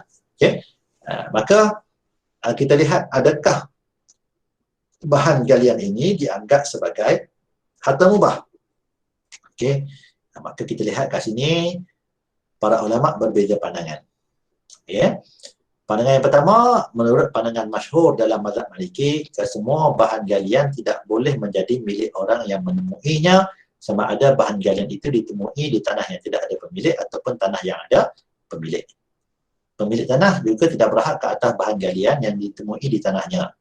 Ianya merupakan pemilikan negara dan hasil negara yang akan diuruskan berdasarkan kemaslahatan masyarakat. Kalau kita lihat pandangan pertama, bahan galian secara automatik dia bukan harta mubah. Tak kira sama ada dia berada di dalam tanah milik orang ataupun bukan tanah milik orang. Contohnya kita nak bersihkan tanah dekat satu tempat yang mana memang tidak ada pemilik. Kita pun korek-korek jumpa emas seberat 1 kilo. Jadi adakah emas itu dianggap sebagai harta mubah? Kalau kita ambil pandangan yang pertama, dia bukan harta mubah walaupun kita jumpa di dalam tanah yang tidak ada pemilik.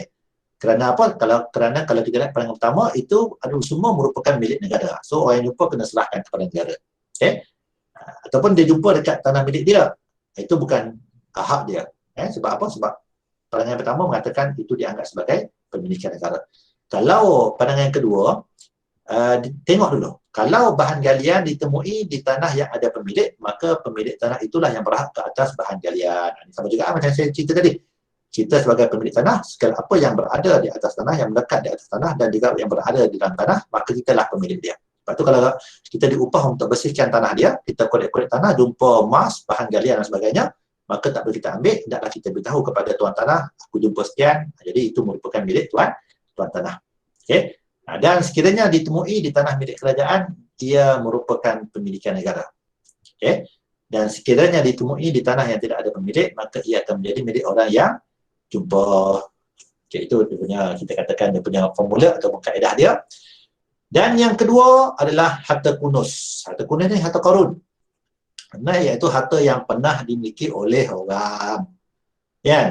Harta yang pernah dimiliki oleh orang dahulu kala, harta yang pernah dimiliki oleh orang-orang dulu, yang mana sama ada ia tertanam ataupun ditanam. Tertanam maksudnya mungkin tak sengaja, berlaku gempa bumi, banjir dan sebagainya menyebabkan harta itu tertanam. Ataupun ditanam, maksudnya sengaja. Mungkin kita katakan orang-orang dulu, dia nak simpan harta, masa tu mungkin bank tak ada, ataupun bank ada tapi biasanya bank berada di kawasan bandar yang mana jarak mungkin ambil masa 200 km untuk sampai. Jadi dia nak simpan harta, maka nak simpan dalam rumah takut kena curi. Jadi katakanlah dia pun tanam dekat bawah pokok. Dia pun tanam pukul 12 tengah malam, dia pun gali, dia tanam emas dan sebagainya. Kemudian lepas tu, dia timbus balik, dia naik ke atas rumah dia, kemudian dia mati. Sebab apa dia mati? Sebab dia penat. Tadi dia korek tanah tadi, dia penat. So bila dia naik ke rumah dia penat, dia mati dan dia tak sempat beritahu orang rumah dia yang dia ada tanam emas.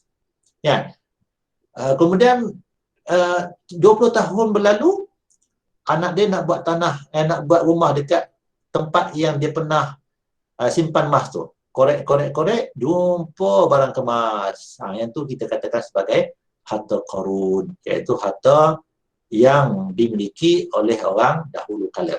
Okay. Jadi harta karun ini dia ada dua kategori. Yang pertama, harta karun Islami. Maksudnya harta karun yang tertanam selepas kedatangan Islam ke kawasan tersebut.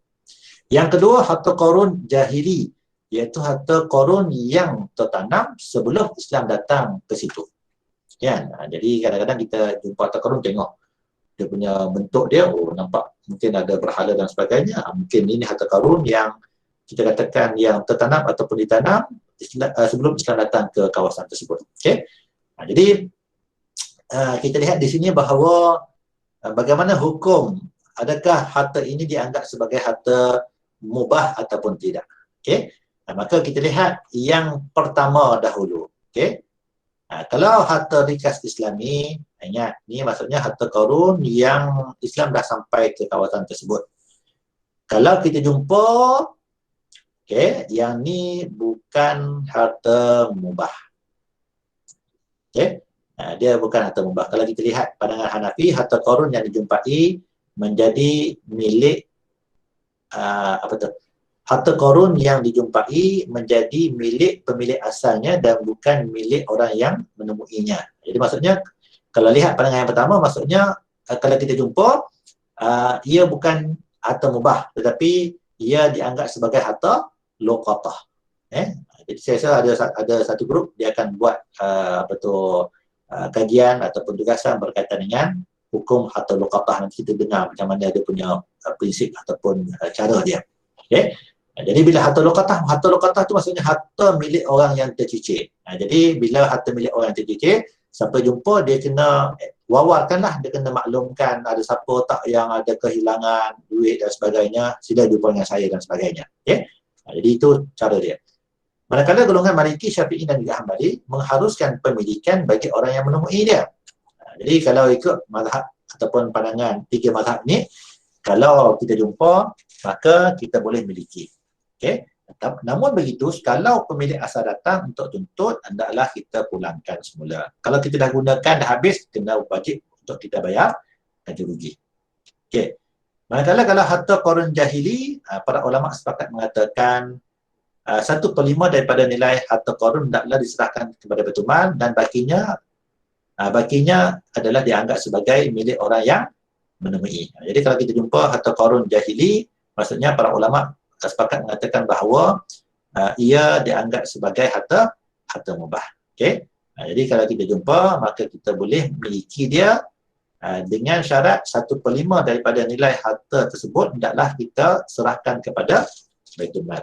Okay, contohnya harta korun kita jumpa emas, timbang tengok harga nilainya 1 juta. Ya, so 1/5 daripada nilai 1 juta kita kena serahkan kepada Baitul Mal. Okay, itu cara dia. Okey, saya rasa selesai. Nanti pada minggu depan insyaAllah kita ambil cara yang kedua, iaitu dengan cara ketetapan hukum syarak.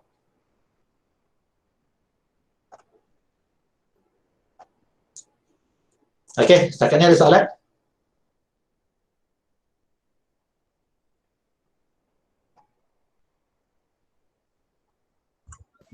Tak ada, Ustaz. Tak ada? Tak ada, Ustaz. Boleh faham Okey, kalau tak ada soalan, tak ada soalan, kita pindah kepada apa tu? Kita pindah kepada tugasan. Minggu lepas saya minta draft isi kandungan, tak? Okay. Kemudian saya dah minta kamu untuk buat draft isi kandungan. Dan saya rasa semua kumpulan dah hantar draft isi kandungan kepada saya dan saya dah semak. Dan lepas tu saya rasa setiap orang dah diagihkan tugasan. Betul tak? Betul, Ustaz. Jadi maksudnya setiap orang dah ada lah part ataupun tugasan yang perlu dia buat. Sama ada dia kena buat topik yang kedua, sub topik dan sebagainya lah. Okey. Jadi apa proses yang seterusnya yang kamu buat? Sekarang ni apa yang kamu buat?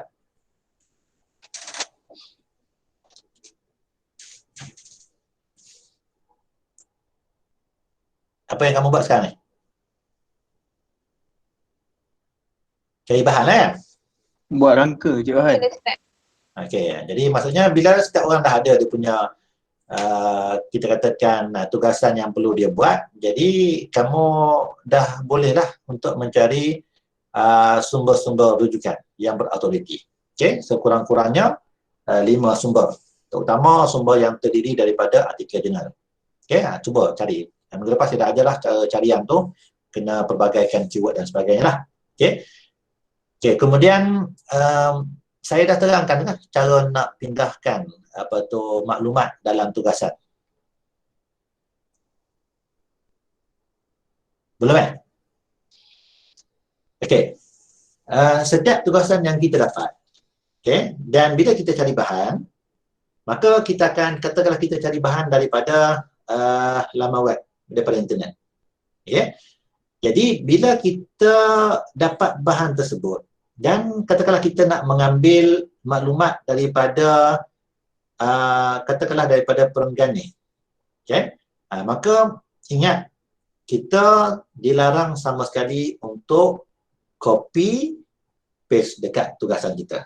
Itu satu kita katakan jenayah yang sangat besar dalam penulisan akademik, dalam penulisan tugasan. Kalau kita buat macam tu, maka daripada 20 markah kamu hanya berhak dapat kurang daripada 5 markah sahaja. Ataupun mungkin boleh tidak diberikan langsung markah. Sebab apa? Sebab kamu plagiat, copy paste. Okay. Jadi untuk nak elak daripada kita melakukan plagiat, maka kita kena buat 2 benda. Okay, kita kena buat 2 benda. Yang pertama, kena buat apa?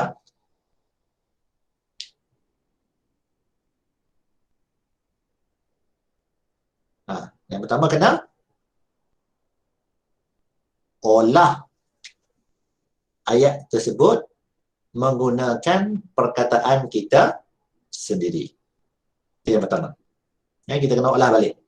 Contoh, kita ambil daripada satu satu artikel, kita katakan sekejap ya.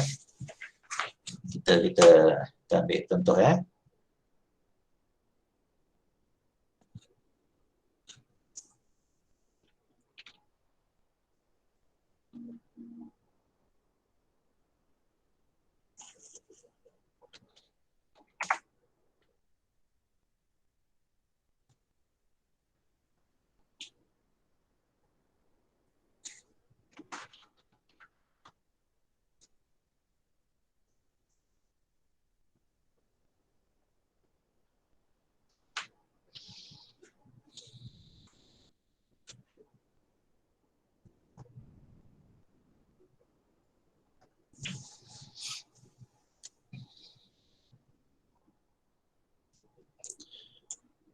Okey, contoh ya. Contoh katakanlah kita dapat tajuk berkaitan dengan riba dalam analisa riba dalam produk perbankan konvensional. Okey. Jadi kita pun katakanlah kita dapat tajuk, kita diberi tugasan oleh ketua kumpulan kita, kita dikenaki untuk menganalisis bagaimana berlakunya riba dalam akaun simpanan konvensional. Kita pun letaklah dia punya keyword dia, kata contohnya riba dalam akaun simpanan. Ni kita cuba buat pencarian dalam bahasa Melayu dulu kita ketan PDF dan ketan jurnal. Okey, so kita cuba ambil mana-mana artikel. Okey. Ini apa dia? Okey, so yang ni kita katakan adalah artikel jurnal. Okey, jadi kita tengok kat sini lah penggunaan produk deposit Islam dan konvensional dalam kalangan staf akademik FPTA. Okey, jadi mungkin kita dapat maklumat katakanlah dari sini kita ambil mana dia?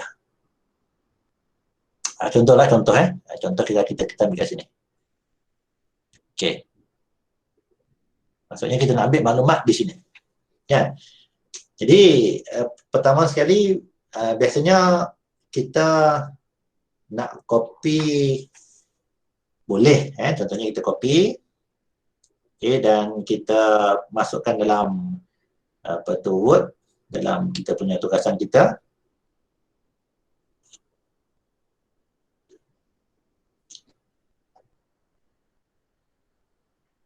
Okey, katakanlah kita pindahkan.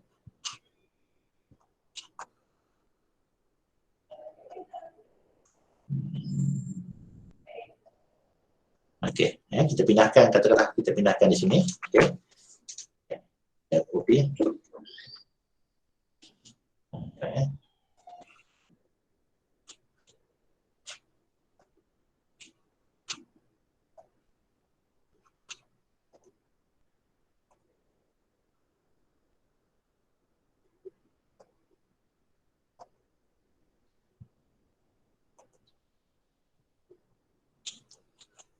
Tak boleh ya.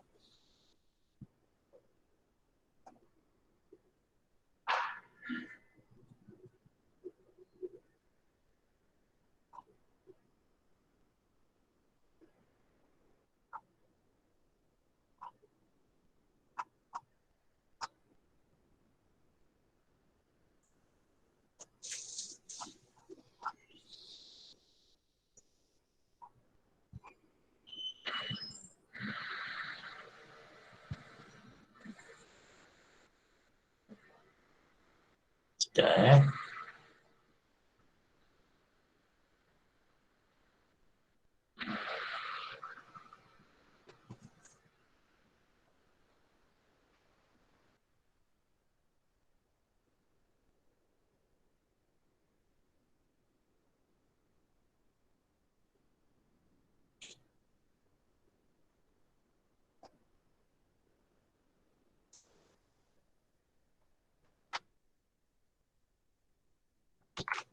Okey, nampak? Nampak? Nampak Ustaz, nampak. Nampak Dia sebalik kedudukan ini kan? Ya. Okey. Katakanlah kita nak ambil maklumat yang ada dalam artikel ni, okey. Jadi ingat, jangan kita paste kat sini dan kita biarkan. Ini namanya copy paste dan plagiat. Okay, jadi apa yang perlu kita buat, yang pertama adalah kita baca dulu, faham, kemudian kita olah semula menggunakan ayat kita. Okay, katakanlah kita baca di sebalik kedudukan ini salah faham terhadap perbuatan Islam di Malaysia masih lagi kedengaran dalam kalangan pengguna, walhal aspek pendidikan kepengunaaan merupakan satu penting. Okay, katakanlah kita pun katakanlah kita olah balik ayat kita. Ini saya tunjuk contoh je. Okay, saya tunjuk contoh je. Saya tak olah pun, tapi saya bagi contoh. Katakanlah ayat ni kita olah balik dan jadi macam ni. Kan? Jadi macam ni. Okay. Jadi itu cara yang pertama. Maksudnya kita baca, faham dan kita olah balik gunakan ayat kita. Okay. Katakanlah ini contohnya ayat kita yang kita olah balik. Dia jadi macam ni. Itu yang pertama. Yang kedua, kita perlu nyatakan daripada mana kita ambil maklumat ni. Okay. Jadi cara kita nak nyatakan, saya dah beritahu sebelum ni, kita gunakan format APA. Okay. Kita gunakan format APA. Jadi bila format APA, kita lihat dia perlu, sebelum kita letak titik dalam kurungan, kita perlu nyatakan, kita perlu masukkan dua perkara dalam kurungan tu. Iaitu yang pertama, nama orang yang tulis artikel ni, koma, dan bila artikel ini diterbitkan, pada tahun bila artikel ini diterbitkan. Jadi dua item tu kita kena masukkan dalam kurungan. Contohnya, kamu rujuk dalam artikel tersebut, kamu tengok penulisnya adalah Faiz Hassan. Okey. Dan kamu tengok artikel itu diterbitkan pada tahun 2017. Okey. Kemudian kita letak titik. Ini kita lihat cara. Dua cara untuk elak daripada kita buat plagiat, iaitu yang pertama, baca semula ayat petikan yang kita ambil daripada artikel tersebut, baca, faham, kemudian kita olah balik gunakan ayat kita sendiri. Okey. Yang kedua, kita kena nyatakan daripada mana kita nak ambil sumber, daripada mana kita ambil maklumat tersebut.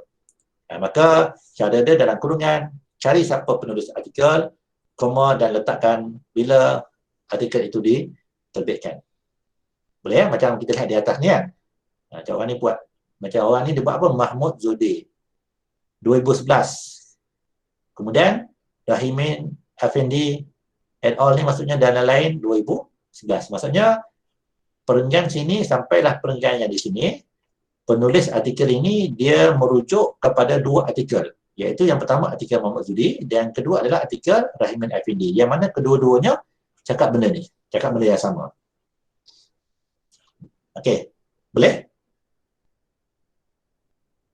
Boleh Ustaz. Okey. Boleh. Okey. Dan sekejap.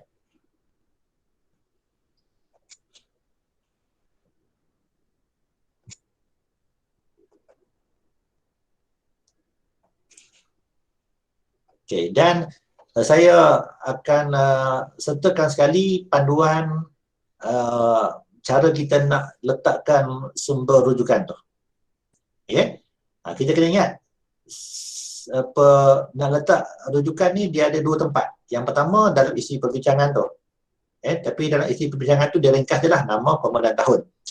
Kemudian yang kedua, kita perlu perincikan sumber tersebut dalam rujukan nanti. Okey. Jadi sebab tu dia kena ada format dia. Jadi saya akan sertakan sekali format dia. Nanti saya akan bagi kamu mana tadi?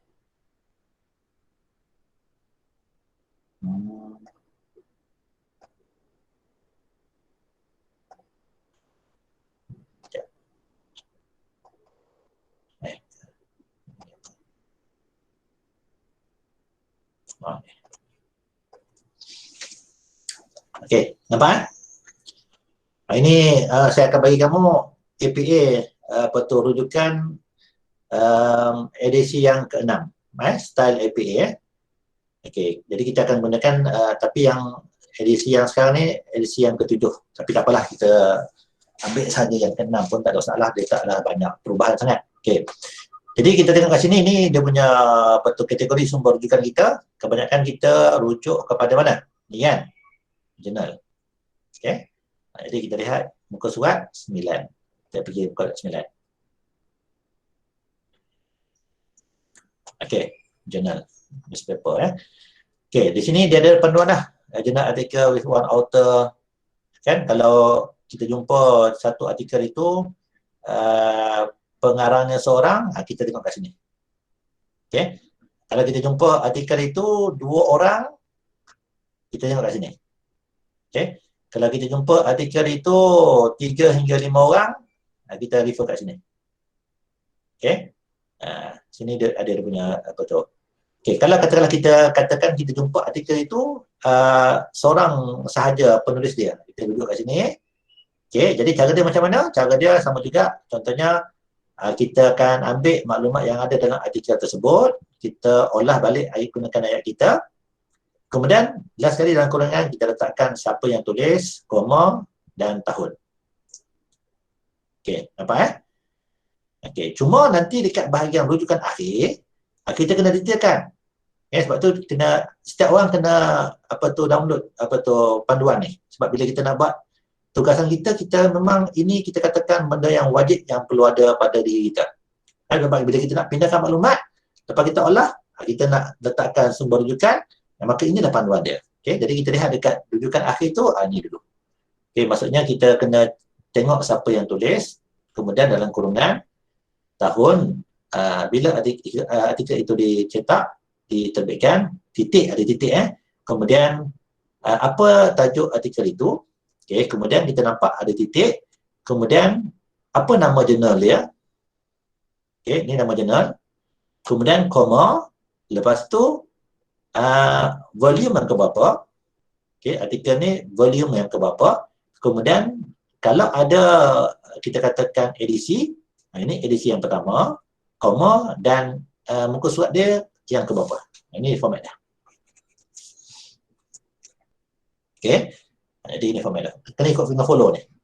Okay, dia ada. Okay, kalau dia ada 2 cara untuk kita nak nyatakan rujukan dalam isi perbincangan. Yang pertama kita letak di hujung sekali. Lepas ayat yang terakhir, kita letakkan sumber. Okay, itu cara yang pertama. Cara yang kedua, kita juga boleh nyatakan di depan sekali. Contohnya, Faiz Hasan tahun 2002 menyatakan bahawa, itu cara yang kedua.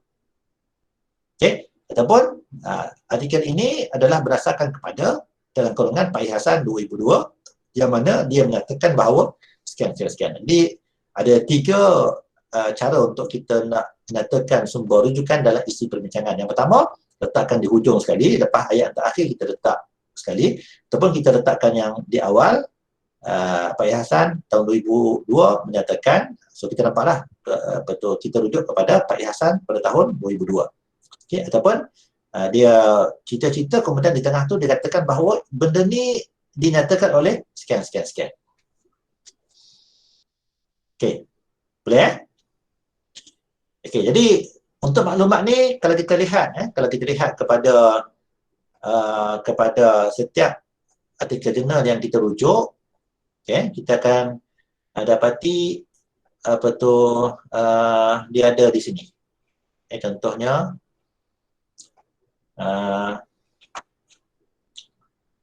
contoh katakanlah kita ambil di sini, kita ambil di sini. Okey. Jadi kita tengok kat atas kali ni ada maklumat dia, kan? Ada nama orang, kemudian titik, kemudian tajuk artikel, okey, titik, nama, titik, kemudian tahun, kita lihat tahun kat sini 2014, dalam kurungan, kemudian tajuk artikel yang ni, okey, kemudian titik, lepas tu apa dia? Nama jurnal, ni International Journal of Business. Okey. Kemudian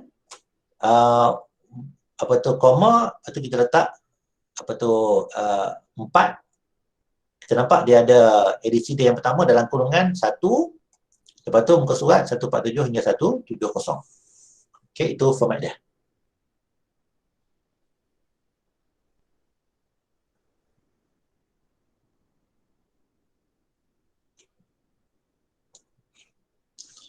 Okey, boleh?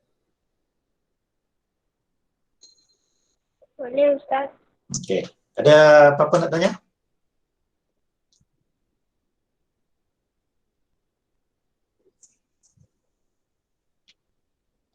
Tak ada Ustaz. Ada Ustaz. Tak ada Tak ada Ustaz. Saya minggu depan saya nak tengok abstract.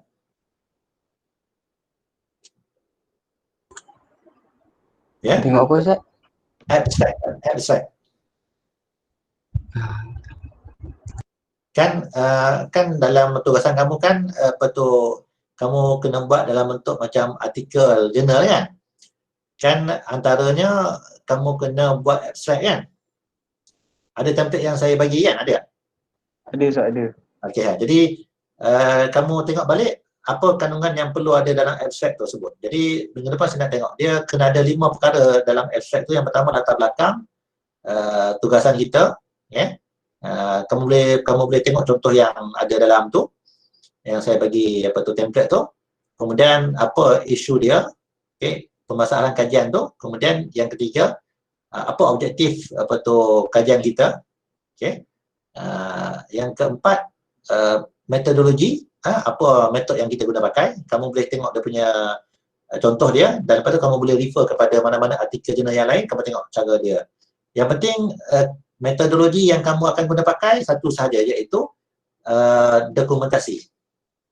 Okay, kalau kamu jumpa kat situ dia tulis metodologi soal selidik, tu kamu yang pakai. Okay, sebab kita bukan soal selidik, kita adalah metod.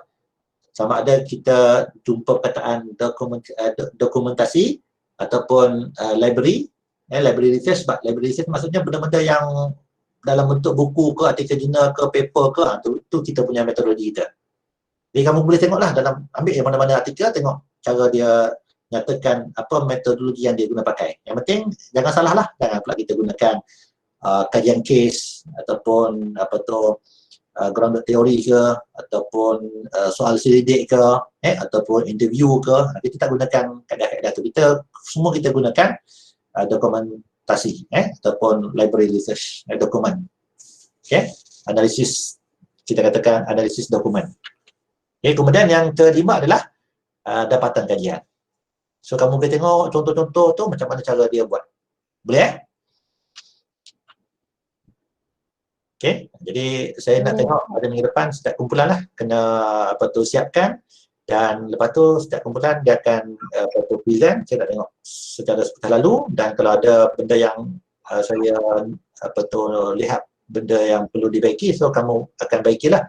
Jadi kumpulan lain dia tahulah apa benda yang grup ni buat silap dan dia boleh belajar daripada itu. Okay, supaya last sekali abstract tu adalah abstract yang betul. Okey, ada nak tanya? Setakat ni tak ada.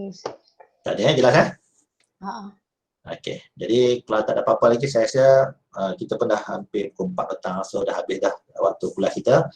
Jadi kalau ada apa-apa boleh tanya dalam grup nanti, okey. Dan mungkin ada yang terlambat masuk waktu kuliah kita, terutama waktu saya mengajar tadi. Jadi jangan risau, saya akan sharekan apa tu PMP ataupun pengajaran apa tu saya dalam kuliah ni. Jadi saya rasa kita jumpa pada minggu depan. Aku qouli hadza wa astaghfirullahaladzim. Assalamualaikum warahmatullahi taala wabarakatuh. Waalaikumsalam Ustaz. Salam.